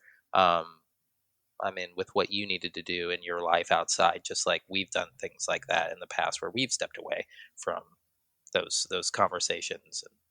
Yeah. Well, and it is crazy too. Like, I mean, fuck, the state that Nick is very adjacent to was literally on fire for an extreme amount of time. That's true, and it's like COVID happened and well, I'm in Kentucky now. Did I tell you shit. that? Yeah. No, I did not know that. I just knew. So, I'm under the witness protection plan. yeah, that's right. Yeah. And you're not supposed to let people know my name's Nick. Now I'm screwed. Oh no. But no, yeah, I mean, shit happens. I think that's the weird unspoken thing about podcasts and YouTubers and anybody who makes content for the digital age is I think there's this weird one-way relationship that happens with listeners. Yeah, parasocial relationship. Yeah, for sure. 100%. And then 2, I think people forget that real life is happening in the background. Because it's like, I mean, sure, people are like, hey, I had a really shitty day at work. Thanks. You guys got me through, yada, yada, yada. Like, sure, there's that stuff. But I do think sometimes people don't take into consideration the fact that it's like, I don't know, like people go through breakups. People go through losing things that they own. Like, I mean, there have been hosts on this show who have like lost their homes in the middle of working on the show. So yeah, I don't know. It's a weird, I don't know. There's like a weird boundary wall between reality and fiction that I don't think people necessarily like to acknowledge. But I will say though, in regards to that, in my experience over the last, 6 months or so, the community has been really forgiving about that. It's no surprise that some things fell a little bit behind as far as show production went, and specifically my engagement with the community. So at least I want to give props to our community for that, because I think, it's easy for people to forget that hosts and other people who are behind putting together this thing have things going on, whether it's just personal things or big life-changing things. But the people who are here for us are really here for us, and it's been really awesome. It's just been a really gratifying situation. So thanks, listeners and community members. Oh, the Discord we have is awesome, and the different voices that we have in there. It's a really good group of people, and I feel like they are. I mean, you see them supporting each other, you see them participating. There's with in all of the different conversations, and I think we are very fortunate to have the community that we do there. I think from my perspective, and obviously I wasn't necessarily in the day to day about as much as you guys were, but like from my perspective, I would say that we have been lucky enough to never have anybody who is intentionally malicious or intentionally toxic. Like, yeah, I'd say that's true. Yeah, in the Discord. So I have no idea what we would have done if they showed up, but somebody's listening to this and they were like, griefers, assemble. Chad did send me threats and call me really nasty things. But I was a mod, so I was allowed to do that. He was allowed to do that. Classic. Let's get back to some structured stuff real quick. So I'm super curious, if we go around the table, do you guys have like a favorite community moment? I mean, literally, I can think of many. Yeah. Is it the Darth Vader thing? Absolutely, 100%. All right. For anybody who was not present for one of the most glorious moments in chat history, can you walk us through what happened? Yeah. So I forget exactly how we got started. I think for some reason. So also keep in mind it was like 2:30 in the morning when this was happening. Yeah, and I think by the time it ended, it might have been like 4:30 Eastern even. Yeah, it was insane. Earlier in the night, it had started that. So Toby, community member, regular who had been around, I think for years at that point, who at one point in his life did a lot of MMA fighting. I don't know if he'd shared a video or something, but the conversation came up, and then I think Alessio, you and I like found his full name, and it wasn't weird because we knew him quite well, so it's not like we were just trying to stalk this random person. And we just started finding like videos of his fights and like typing out color commentary on them and how shitty his opponents were. And some of the comments coming from the actual commentators were very funny. So I think from that point forward, we were like, they were just lines like, "Oh, the strength in Toby's legs," just like shit like that. The dominance of Toby or something like that. Yeah. And then that devolved somehow into like Toby's, I think his stats on one of the websites were like horribly incorrect and like said he was like 0 foot 0 inches or something. So we started like going around the room and saying how tall each person was, and Toby wouldn't answer. So using photos of Toby, I started trying to figure out and calculate what his exact height was, which I ended up actually succeeding. I found like a Halloween. Yeah, I think we found like a Halloween photo of him dressed as Darth Vader. Yeah, and we were kind of starting to give up because we're like, we're never going to figure this out. But then I found that exact Darth Vader helmet on Amazon, and it had the measurements. So I did the measurements of the helmet and then just scaled down his body and calculated it up. And then I was like, Toby, I think you're this tall. I think it's like 5'11". And he was like, well, how did you do that? It was very good. Yeah, it was hilarious. Yeah. And then the Life of Pablo design that Chris did in relation to that is one of the funniest things I've ever seen. Yeah, isn't it just the Life of Toby, I think? Yeah, and it's like 5'11", which one? It's like a picture of him fighting. Yeah. I think somebody bought like a coffee mug or something. It was, just very weird. But Toby's great. So greetings from MGM to Denmark. You guys should go watch some MMA. I don't know.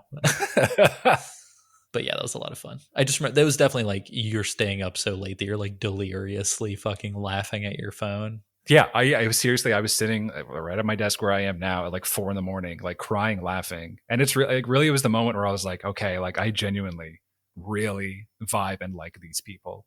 Because before that, it's like, you stick around in communities and like you could stick around in a community for years, never really make a solid connection. And then just kind of like Nick said, Irish goodbye someday.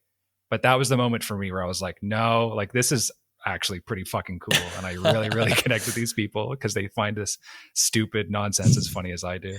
Yeah, it was really good. Tori, do you have a favorite moment? It's probably a collection of favorite moments. If I could do this kind of cop out answer, I really love. Dare you? Well, pretty easily. I really loved all of the streaming that everybody did, and it wasn't just limited to the hosts or the moderators or anything. I loved that everybody got in there and was either streaming or supporting the people who were streaming in Discord and engaging and having fun conversations. It was just, I think, the most enriching community experience that could happen in the Discord. And I guess I do have one specific one. If I could just say, poo, pen, ass. Oh, hell yeah. Which is, for anybody who wasn't involved, which is anybody who isn't Chad and Alex. Which is and 99.9%. And my most brother people. Chase, aka Spoder. Yeah, it was just a really dumb moment of me streaming Crash Bandicoot. And I was trying, after a certain point, I was attempting to achieve the gold, silver, and bronze awards for any level so that I could spell out poop and ass, or some combination of those three words. And it just, it all culminated to a great bit of stupid fun. It all culminated into a piece of high art. Yeah.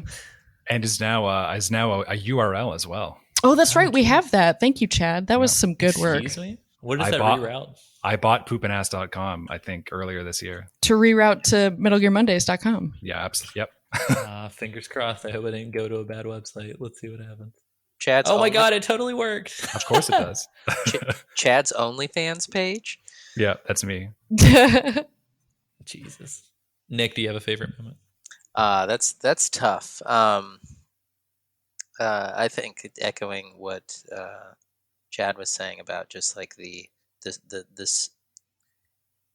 stupid humor that everybody seems to enjoy. Like I love that. Like sometimes, like I was dying laughing at some of that stuff, and I got to give an award to Alex, who is like always right there with all of that. Somehow that guy doesn't sleep, and he was just constantly absolutely there at all hours at any time. But I would say probably one of my favorite moments, and there's been a few of them spread out, would be vicariously living through people who were experiencing games for the first time. Like we were when we did our monthly game club and monthly movie club.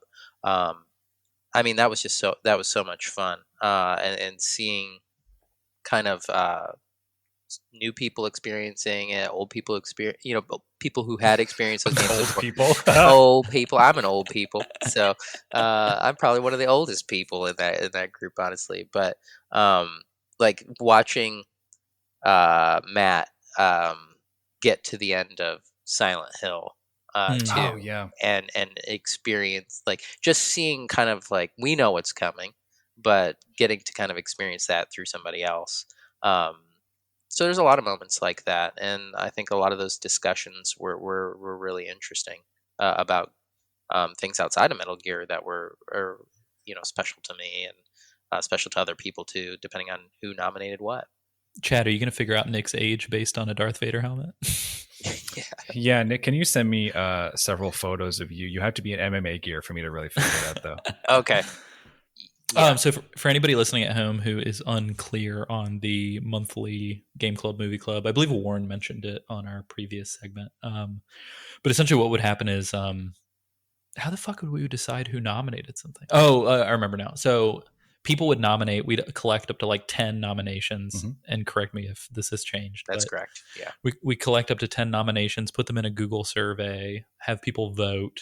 Then we tabulate kind of first, second, third place, whatever. And we figure out what the winning game is going to be. And then everybody for 30 days, 31 days, whatever, plays this game together. And then we have like a dedicated channel. I say there is a dedicated channel on a Discord that is managed by people that are not me, that talks about the experience playing the game. And then we do the same thing with movies. But no, yeah, I was going to cite that, Nick, as my favorite moment was, I think, Chad, was it you who was like, hey, we should do this?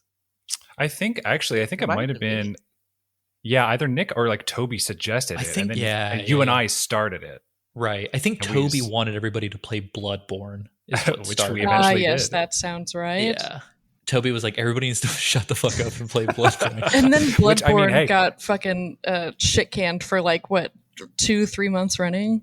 Yeah, But when we did play it though, and like everybody was playing it and like offering Everybody up their loved it. updates. Yeah, they're like, okay, I just beat so and so, and then we like cheer for the. It was like that month was probably my favorite month for Game Club. yeah. Well, I felt bad too because like with everything going on, I would say 90% of the time I would finish the Game Club game like 2 weeks into the next Game Club game. But I will say like Shadow of the Colossus and Silent Oh, that Hill was 2. I mean, Silent Hill 2 I played on stream for I the watched you duration of finish it. the yeah. So it was super cool, and especially like talking to new people who didn't have a way to play it when they would jump into the stream, and just having conversations about it was super fun.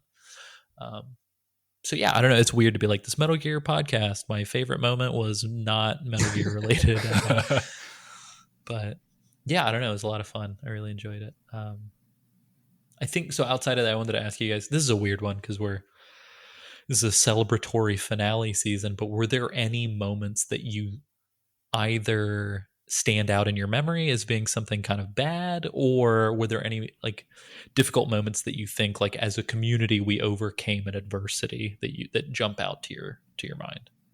I've got kind of a weird one. Weird away. I can't remember who this Discord user was, but I don't think he's around anymore. And if he is, if you are, you're getting called the fuck out.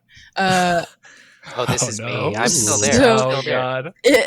It was right around the time that Cole got called up to be a host, and therefore I was tagged to be the moderator. And it wasn't very long into it when one of the users initiated a debate about Solid Snake versus Naked Snake, and who fucks?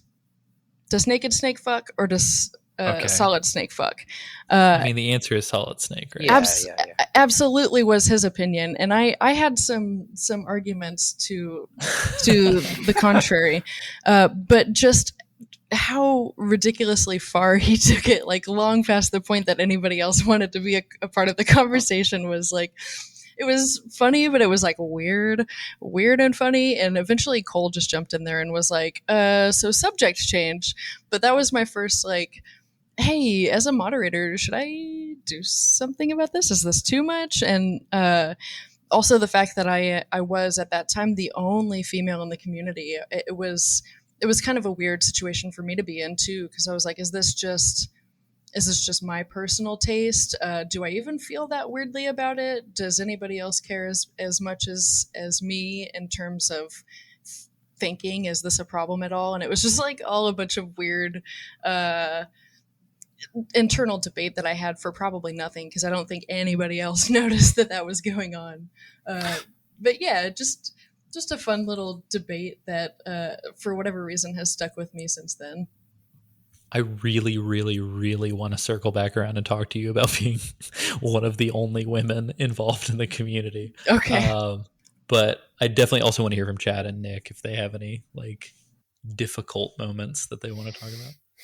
Yeah, there's one thing and it happened in the Slack and it happened in the Discord. Oh no. And I think one of the challenges is when you become a community, you also sort of become a support system for some of the folks that are in there. And it's about and sometimes like I remember in the Slack things could kind of go to like, I don't know, like a dark place a little bit, led by some folks, and it could happen in the Discord too.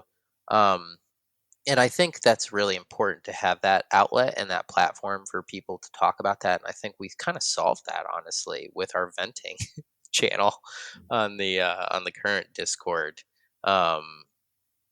I don't know. Does that make sense? Yeah, totally. But because we wanted to have a place for people to talk about that stuff. Yeah, it can be tough when everybody's like, yeah. LOL, Snake's mullet gives me rock hard. And then somebody's like, my children Big just died in a boners. fire. Exactly. And we want you to be able to talk about your children dying in the fire. And we want you to be able to talk about Snake's mullet. And so it was just kind of And like your boner. yeah, and where those two cross, you know, Yeah, and of come course. together. Snake's So- mullet and my boner, sparks started flying, Oh, house caught on no. fire. and my kids are gone.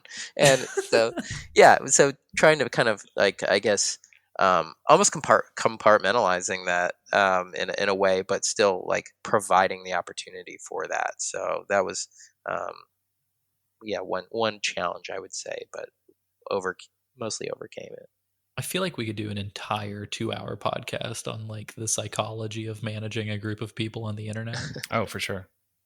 But yeah, Chad, do you have is there anything you want to speak out about? Because obviously I know this, for every positive and every great thing that people are saying, I think there's also been like a normal amount of drama that crops up from time to time. And I'm not saying like we should spotlight these dramatic moments and like publicly flog somebody. But I do think like if there's anything notable worth having a conversation about, definitely like bring it out. Well, I think like the thing that really stands out for me, you know, being a mod, is that I think, and I like he said, I don't want to paint a brush of like we're perfect, we're this perfect community, and we always get along, and nothing bad ever happens. Like there were a few times where like, you know, we had to mod people and say like, please don't fucking do this, or please stop doing this. Yeah, porn is not okay. Yeah. In the Discord.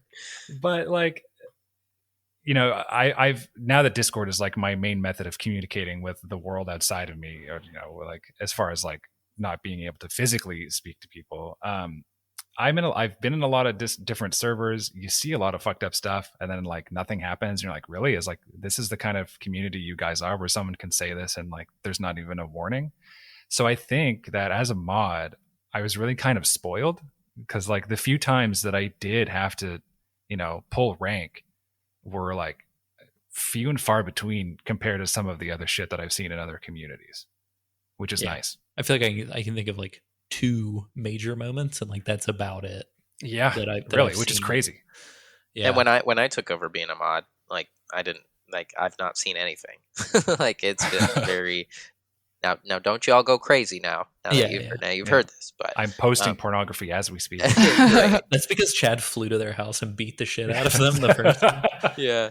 So uncharacteristic for this favorite Canadian of ours. Yeah, it's crazy. Hey, Chad. So now that I think we should plant a flag here for 2 seconds.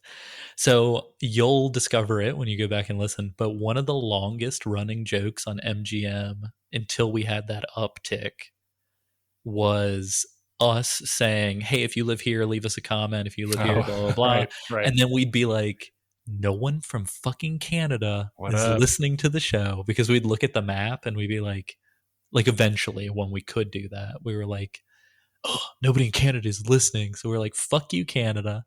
But now I feel like there are some like legitimate, like, I don't know, there's like, we've had a fair amount of interactions with Canadian people as a community. So yeah, I don't know. I think that's neat. But do you feel attacked when you hear those things, Chad? Oh God, that's like totally a norm, no matter where you are. If you're Canadian, not in a like purely Canadian space, it's going to be brought to everyone's attention, and I don't know why that is. It's the equivalent of the I don't even know how to call it, the upside down seal hand Italian hand gesture.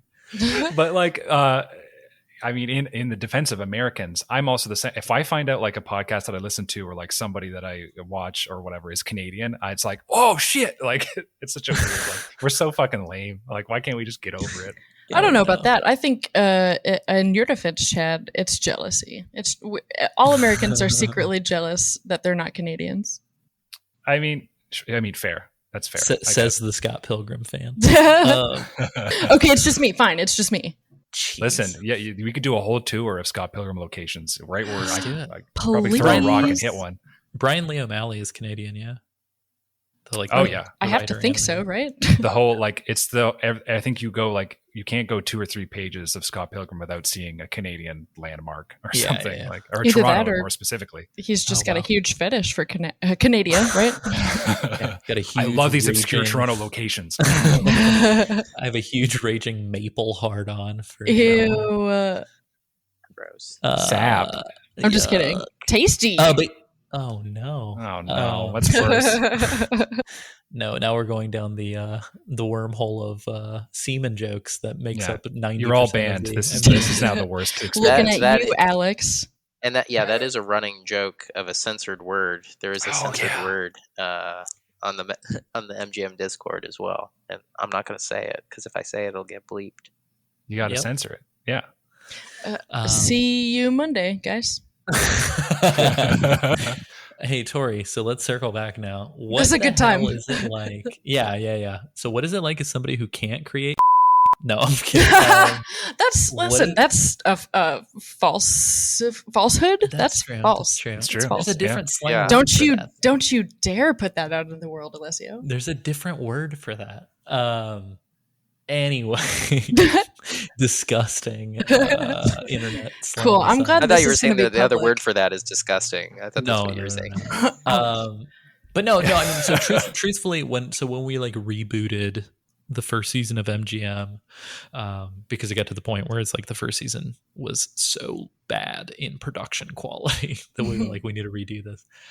We brought on Alice as a guest to represent like a female Metal Gear fan viewpoint, mostly because like other than a few people like Jess, who is friends with a lot of Discord users on Twitter who will kind of tweet about the show sometimes, and a couple, it was interesting, we did receive some like Australian female listener responses like years and years ago, but for the most part, like I think regardless of our podcast, I think the Metal Gear fandom, for obvious reasons, is a predominantly male group of people.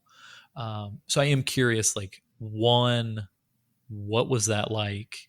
And two, like, what has that been like even outside of the MGM community? Like, do you find, I mean, I don't know, maybe it goes without saying that like video game communities in general are still sort of getting with the times in that regard, but like, yeah, I don't know, how does MGM as a community stack against like other experiences? Okay, well, I'll tackle that in order of the things that you said. First, I was thrilled when you guys brought Alice on. It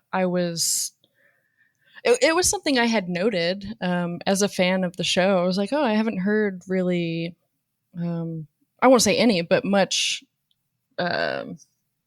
discussion on the propensity for Kojima's dirty inclinations, his and master Roshi and or just I guess I hadn't really heard from any other women fans of Metal Gear Solid. I feel like for a large part of my obsession, or maybe obsession, with the series, I felt kind of alone on that island. So when you guys brought Alice on, that was a huge treat for me and an inspiration, really. I think, Alessio, you might remember after one or two of those episodes dropped, I reached out to you and was like, hey, like if you want more female perspective, I'd be happy to give any sort of commentary you're looking for. Totally. I didn't know that it was going to lead to eventually me being able to like bombard the show with my own, which is cool. Secondly, Jess, is that at Zanzibar Land on Twitter? Yeah. Dope. Yeah, I when I was She's using Twitter a little more frequently, I really liked checking out her tweets, Metal Gear related or not. Yeah, she's really into Metal Gear and Red Dead. I've picked up on those two. I have noticed. Shout out Jess. All right. It's been interesting for a couple reasons. One, I feel like this has kind of always been my station in life. I wasn't as active of a video game user until your dealer rolled around, until finishing up with like sports and school and stuff. It was always something I was mildly interested in but didn't have a lot of time to devote to, so I didn't know, outside of some talk here and there, how toxically masculine the community of video game fans could be. You can call them gamers. Yeah, I don't. Hashtag gamers. Yeah, I'm not sure which is worse, me dancing around the term gamers or me actually saying gamers. So yeah, I hate them. It was. It's always interesting to be confronted with that in my face, as opposed to just kind of hearing stories about how gross it can be. I never had terrible experiences for my own standards, but I also wonder sometimes if some of that has to do with the fact that I'm like very obviously queer. For one thing, I don't know if I have the same level of offense to take from some things, or maybe it's just that I don't know. It's been interesting. However, in the community, like I said, I've never encountered anything totally egregious. Everybody that I've had any sort of encounter with has been nothing but welcoming and supportive, and nothing incredibly offensive or harsh has been said. That's what $1 a month as a paywall will get you, guys. Yeah. That's true.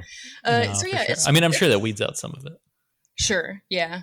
Yeah. Or, maybe because I infiltrated the show and it was made known how big of a fan you all are of me.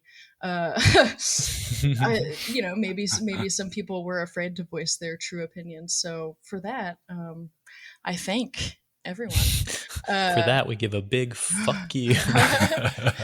No, it's been Tori's Operation Intrude MGM. Yeah, she snuck in behind the fucking line. worked so well. Just like my nickname would suggest. I just kind of would hang around until finally I was accepted and took the place of some better bass player. I kind of lost the thread here.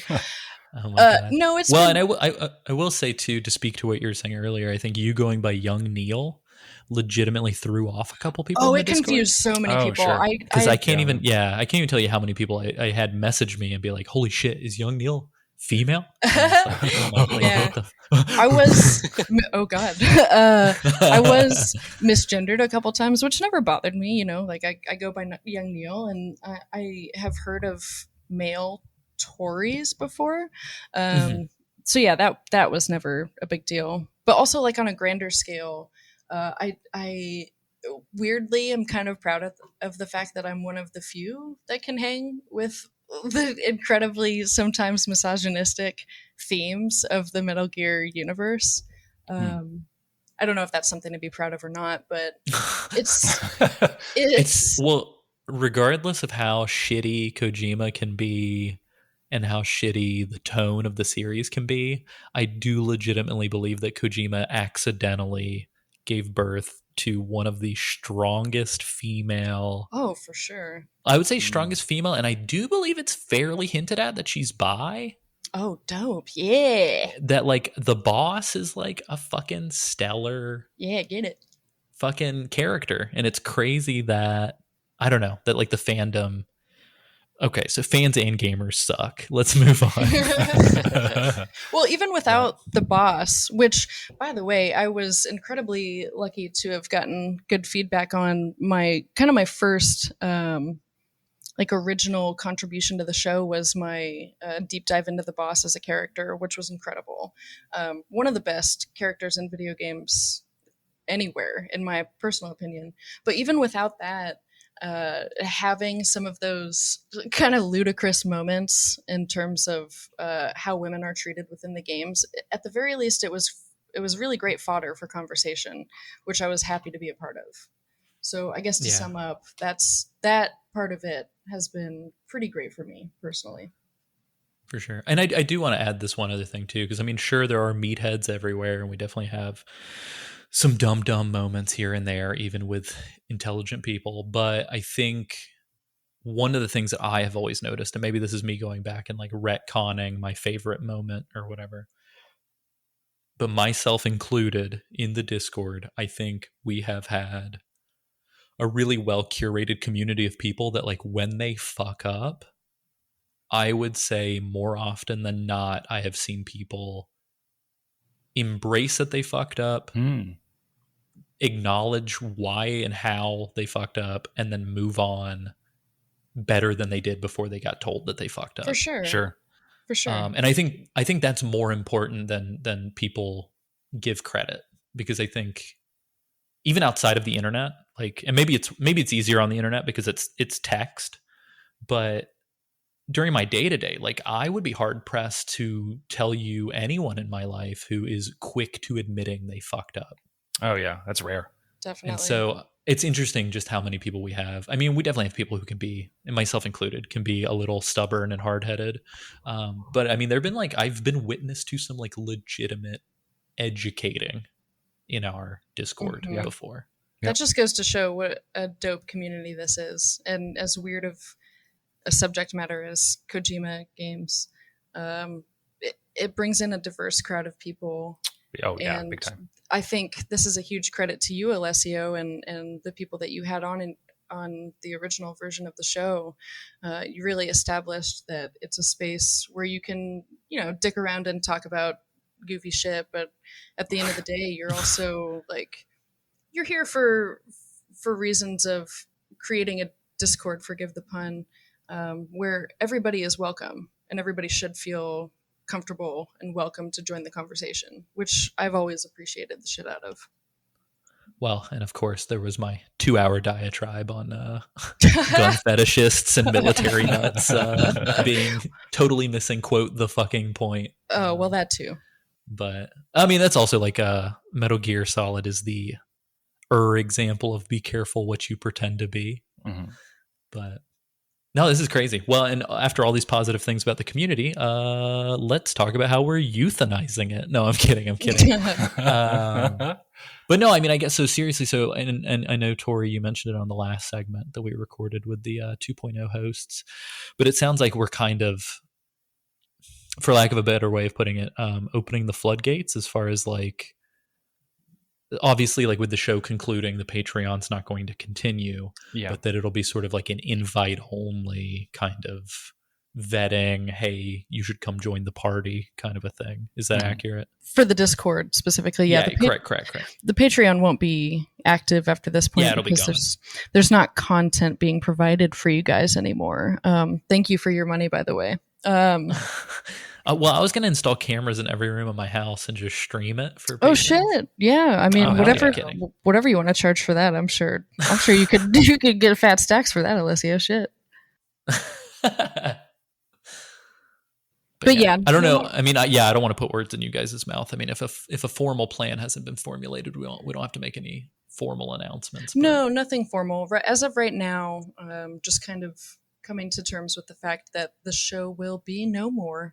There will still be hanging out in the Discord. So please, if you or a friend of yours is somebody who likes to talk about weird things that are either Kojima related or not, our Discord is pretty fucking fun. It's been a really interesting and entertaining place to be. So you don't have to pay.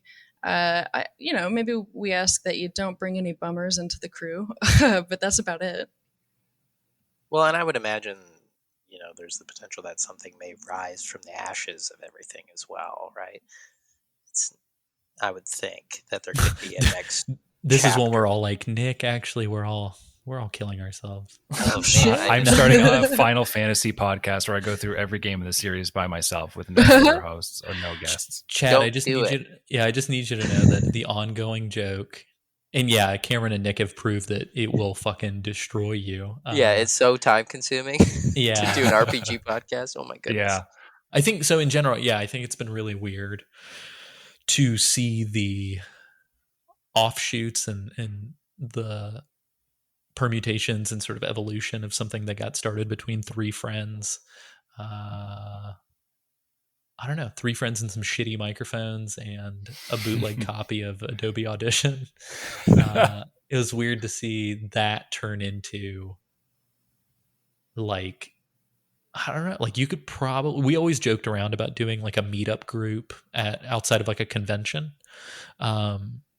But it's super cool to think that like if money wasn't an object and we got everybody from the Discord or all the listeners who've like made an impact in one place, it's super cool to think that we could probably put like 100, 200 people into one space and have a really good fucking time. Sounds dope. It's wild. This has created like genuine, like probably lifelong friendships. Like I know you and I were talking about how the absurdity of this is, one-on-one the other day, but like, it's pretty wild for me to go from listening to a show and then like going to visit the host of said show in like 2 years. It's like, fucking, what the fuck? Like, that's such a weird thing to imagine. Yeah. Also, spoiler, Chad and I are meeting in New York in like 2 months. Yeah. Or I guess a month and a half. Time is nothing. 3 months. Christmas is in 3 months. What month is it where you are?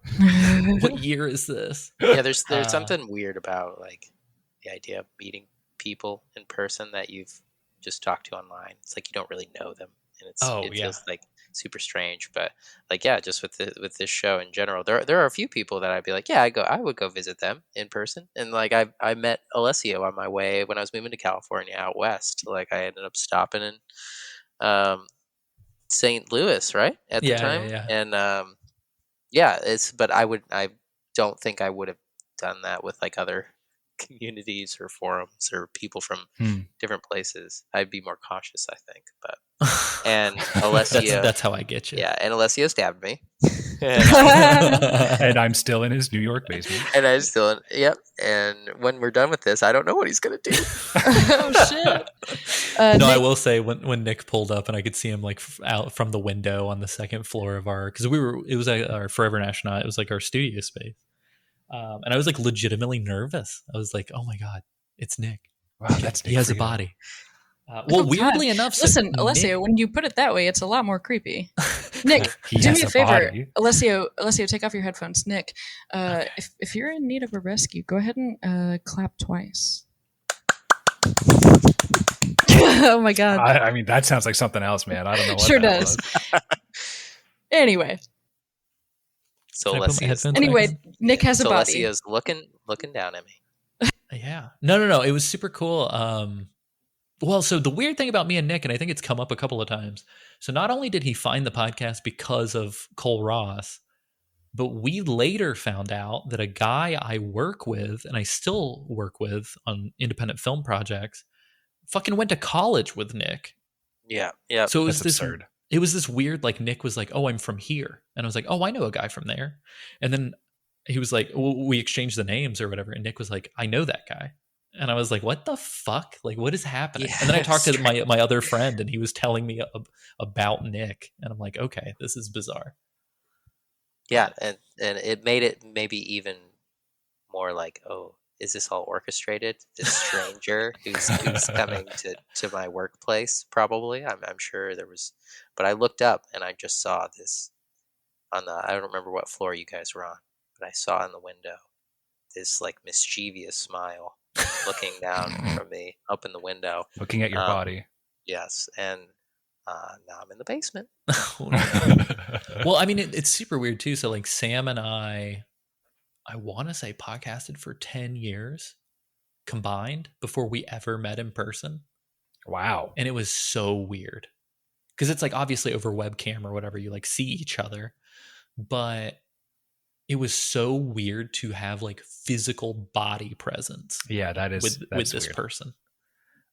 So yeah, I just remember like hugging Sam for the first time was like one of the most surreal experiences. But yeah, bodies are weird. On that note, yeah. So where can people find you? So other than the Discord, because I'm assuming everybody here, and maybe at some point I will set some healthy boundaries and make my way to the Discord again. But other than the Discord, where can people, like, if people are like, "Fuck, I want to follow Tori, she's super cool," or "Shit, Chud Spudley is so cool," where can people find you, Tori? She's Tori's gone. You can't find her anywhere. Sorry, was taking taking a drink there. You can find me on Instagram at Young Neil. Not so Oh, active it's like on YNG Neil, isn't it? YNG Neil, yeah. Same thing on Twitter, although it's underscore YNG Neil. I'm not on Twitter so much these days. If you really must, you can find me at my name on Facebook. Initially, I just got it for the sole purpose of managing the Metal Gear Mondays Facebook page, which is not going to be a thing anymore. Yeah, All I'll be 12 around. people will be upset. Yeah, I know. Yeah, I'll be there. I'll be in the Discord here and there. Yeah, otherwise you Any can new projects? shout my name into the void. There are ideas just kind of bouncing around in the old noggin for what to do next. Nothing is really concrete yet, but you may not have heard the last from me just yet. So It sounds so creepy. You have not heard the last of young Neil. Inspector Gadget. I will be lurking in the shadows. Only when it is time will you know. Yeah, just check out those spaces, and maybe someday there will be something for you to delight in. I don't know. Fuck, guys. This is It's all up amazing. in the Please just air. I keep don't- talking. Just yes, I will fill this time with nonsense. I don't know. Yeah, there are prospective projects that I would like to work on. So keep in touch. Discord would probably be the best place. If there's anything that's going to happen in the future, that's probably where I'm going to drop the bomb. So, Oh, damn. yeah. You'll know her when she's controlling Earth's population from an ivory tower. That is correct. Nice. Chad, where can people find you? You can find me on the Discord under Kilometers Davis. You can find me on Twitter at Kilometers D. And you can find me on Twitch. I've taken a bit of a break, but I'm going to be returning Kilometers_Davis. And each of those instances, Kilometers is spelled the good old Canadian way, which is METRES. So make sure you don't freak it up. Nice. Queen's English. I Yeah. like that. Yeah, we love it, the Queen. Nick, I'm sorry, before we get to you, Chad, what is it like to be on a mainline episode? And what is it like for that mainline episode to be the end of the entire show? I mean, you got to go out with a bang, right? Now I can finally go back and actually play the games and listen to the show. That's So my that's favorite. nice. Yeah, that's my favorite detail. Hold on. Please, can you tell the listeners at home that you modded an MGS Discord but have never played anything except for the first? I played the first. Yeah, I played Metal Gear Solid and I played Death Stranding, and I think I played about 5 minutes of the Game Boy Color game. And that's Is this true? Is this actually This true? is dead. Oh yeah, this is a joke, but it's also incredibly true because I started listening after playing. Nick's shook. Nick's like, "What I the am fuck? shook. Get the Who fuck let him outta in the here, community?" Chad. What are you doing here? Go I play Metal started Gear. playing the series. I was like, "Fuck! I really want to listen to people actually go through this." And I found the podcast, and I fell in love with it. And then I had plans to start the second game, and I just got sidetracked. And 2 years later, I still haven't done that. Oh my goodness. You know, Death pretty Stranding great. came out. I don't know. Fuck. So arguably you've played Kojima's best games, right? Metal Gear Yeah. Solid, Ghost Yeah. Babel, and Death Stranding. yeah. That's the top three right there. Nick, your first episode was Portable Ops, by the way. Okay. Yeah, I thought so. Nick, you've played Metal Gear, right? Metal Gear? Oh no. Yeah, Nick, where can people find you? And I'm in what's your Alessi. favorite, what's your favorite Metal Gear? Let's see. My favorite Metal Gear is whichever Metal Gear I'm playing at the time. Generally, Wow. Answer. Cop out answer. with exceptions. I don't know. I flip flop between Metal Gear Solid 3 and Metal Gear Solid 1, and sometimes Metal Gear Solid 2. I don't know. It's tough. I think much like Silent Hill, the first three are like immaculate. Immaculate.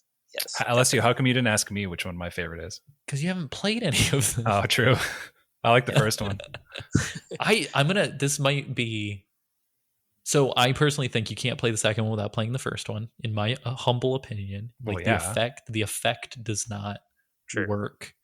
But I swear to God, I think the original Metal Gear Solid, after all these years, the one I go back to the most with the most affection and maybe it's because it was my first one, but I swear to God, the atmosphere, the sound design, all of it, MGS1 is the best fucking. It's a real good game. Yeah, it's the best one. It's I so like good. it a lot. Best atmosphere, and also it really works as kind of a standalone piece. Yeah. So Yeah. I think that helps a lot. Full agreed.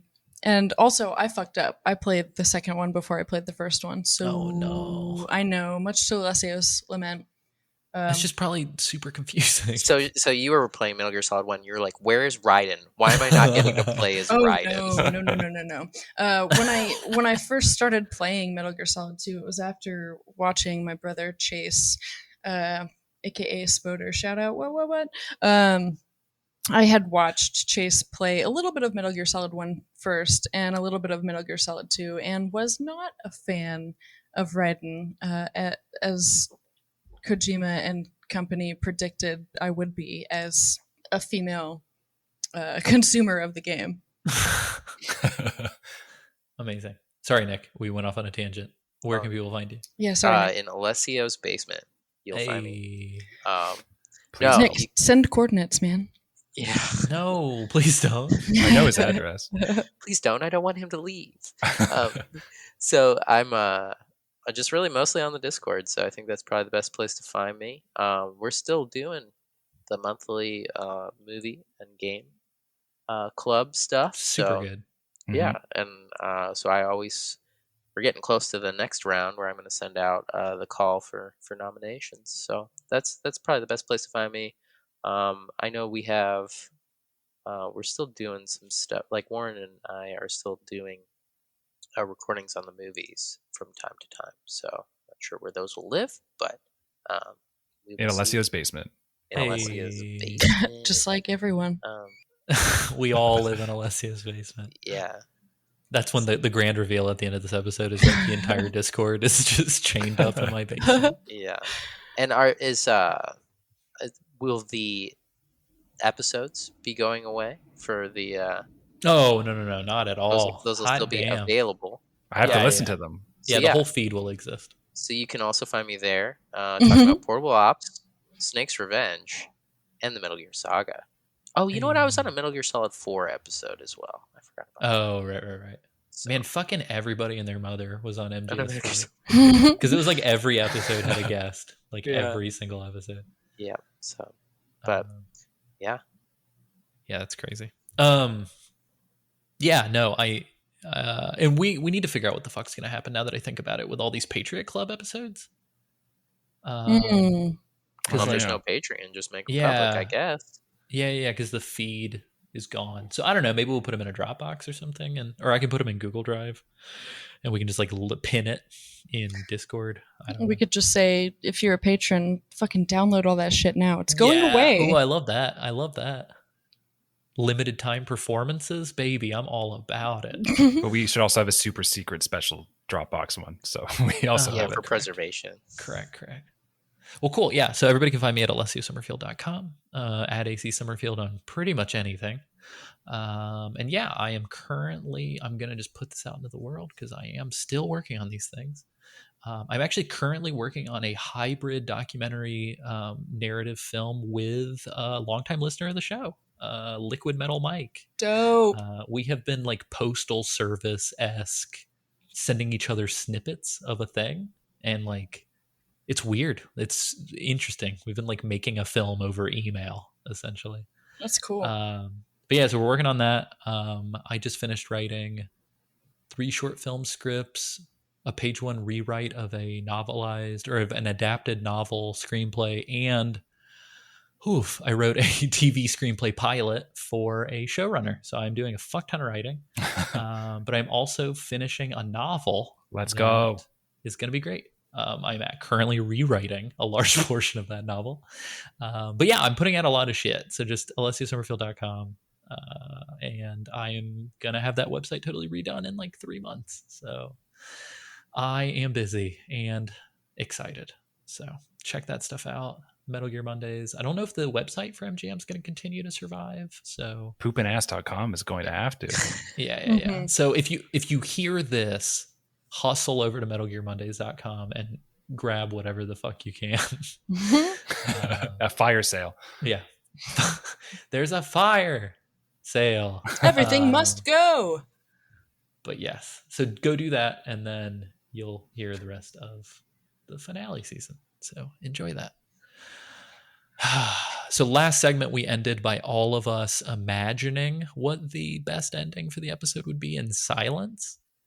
I think on this one, let's all say our favorite single word that we associate with the Discord at the count of 3. No. Oh, wait. No. I got it. Everybody, lock it in. Everybody, I got it. lock it in. Oh fuck! I don't even think I've got it. God. Okay, I've got it. Is everybody ready? Come on, Nick. Oh, I'm ready. Okay, I'm ready. Here we go.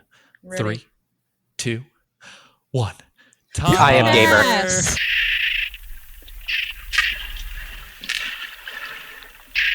Bam, bam. Wow, that's good. You scared me. Isaac, which Metal Gear Mondays host would you choose to be the new host for Jeopardy? Can I Hold on, say? I need to get really close to the mic. Isaac, you better fucking say me. Otherwise, I'm fucking coming for you and your entire fucking bloodline. I'm gonna have to get an audition. I need your best. I hope use that in a hope, sentence. yeah. I hope that comes across as uncomfortably as possible. Yeah, it felt like you were in my earphone, like you were in my. It was ear wild, cup. man. You were right behind me. My tongue was hitting my eardrum. that Dolby digital surround sound fucking coming at you. Sheesh. Sheesh. There we go. Zoomers, you like that one? Hey, we got it. Fuck you, Zoomers. I love encountering people where they're like, "What's a Zoomer?" And I'm like, "You don't need to know." Don't. Just if you don't know, it's better for you. Yes. Okay, so message for the Zoomers: Mm-hmm. don't play Metal Gear. Mm-hmm. Well, so yeah, I guess this to sincerely put a point to it. So this is the end of the family reunion episodes. Mm-hmm. The next episodes that we're going to get into are kind of a variety. They're a lot of fun. So we're going to do a greatest hits episode, which is going to be me, Sam, and Isaac listening to moments from Metal Gear's past and making jokes. You can come and listen to. Are we the assholes that are reacting to ourselves reacting to things? We are a Bo Burnham sketch. That is what we have become. We're a white woman's Instagram. Yes. But yeah, so we're going to be doing greatest hits episode. And then the final and 4th episode will be the send-off grand finale featuring a lot of special messages from people, as well as, and I cannot stress this enough, one of the greatest interviews we have ever received for this podcast. I'm gonna say this. This interview was not on my bingo card for 2021, but now that it has been checked off on my bingo card, I am incredibly happy. Like, I'm so happy. I think there could not have been a better guest to close the show off. Honestly, yeah. Anybody, if you ever listen to the show, if you like what we did, send us a listener response. Type your message. Tell us. Record an MP3, whatever. If you can, record a message if you want to. Write in a message, we'll read it. Like, tell us about how your life has changed from when you not. That was a little in tell general, us how we changed your life. Yeah, not because of us. Just tell us we talked about in the first episode, the first family reunion episode, about where and in the other roundtables, where we were when we first started doing Metal Gear Mondays and where we are now. Mm-hmm. Tell us about that. When you first started listening to the show versus where you are now, and if that was back in 2015, if that was yesterday, just send a message. Do a message. We want to hear from you. So listeners, one and all, send us a message. Do we still have a live email address to gather all of those? Yeah, we do. So contact at metalgearmonday.com, metalgearmondays.com, contact at metalgearmondays.com, gearsmonday@gmail. The easiest one for me to collect all these things would be alessio@alessiosummerfield.com. Mm-hmm. That would be the easiest for me. Or you can just go to alessiosummerfield.com and Mhm. or acsummerfield.com and send me that shit. But I will make sure that we receive other stuff as well. Or you can tweet at doesn't have a twit. And he will definitely get Please back to you. don't. Yeah, please don't. It'll never see the light of day. You could tweet at Sam versus Sam, VERSUS. It's spelled out. Or you can go to youtube.com/Sam versus Sam and see what I'm doing now. Somebody actually left a YouTube comment on one of my YouTube videos. That's nice. basically a listener response for the show that I'm gonna bring to the table too. So like legitimately, that's also a way to get a listener response, is to leave a comment on my YouTube channel. I love it. Nice. I'm trying to think if there's anything else. Yeah, you know where we're at. At AC Summerfield on everything. Yeah. I'm trying to think. Yeah, so we're doing greatest hits. We're doing the fun send off messages episode. I think that's it. I feel like I'm missing something, and it's always right there in front of my fucking face. Is it about like corrugated stuff? Does it have to do with like I'm always thinking about corrugated stuff, man. How did you my corrugated pants just came in the mail. They're very uncomfortable. Except for whenever I move at a very specific angle. Mm-hmm. I don't know if I should make me feel uncomfortable or not. Isaac, what do you know about corrugated paper products? Corrugated sheet metal? No. That, paper product. Nah, dude, nah. You got it holds up. There's strength to corrugation. And there's strength and unity with what we're doing here, brothers. Mm-hmm. So you could almost say that we are the corrugation of life. And if we took it a step further, you could almost say that we're just a box. A cardboard box?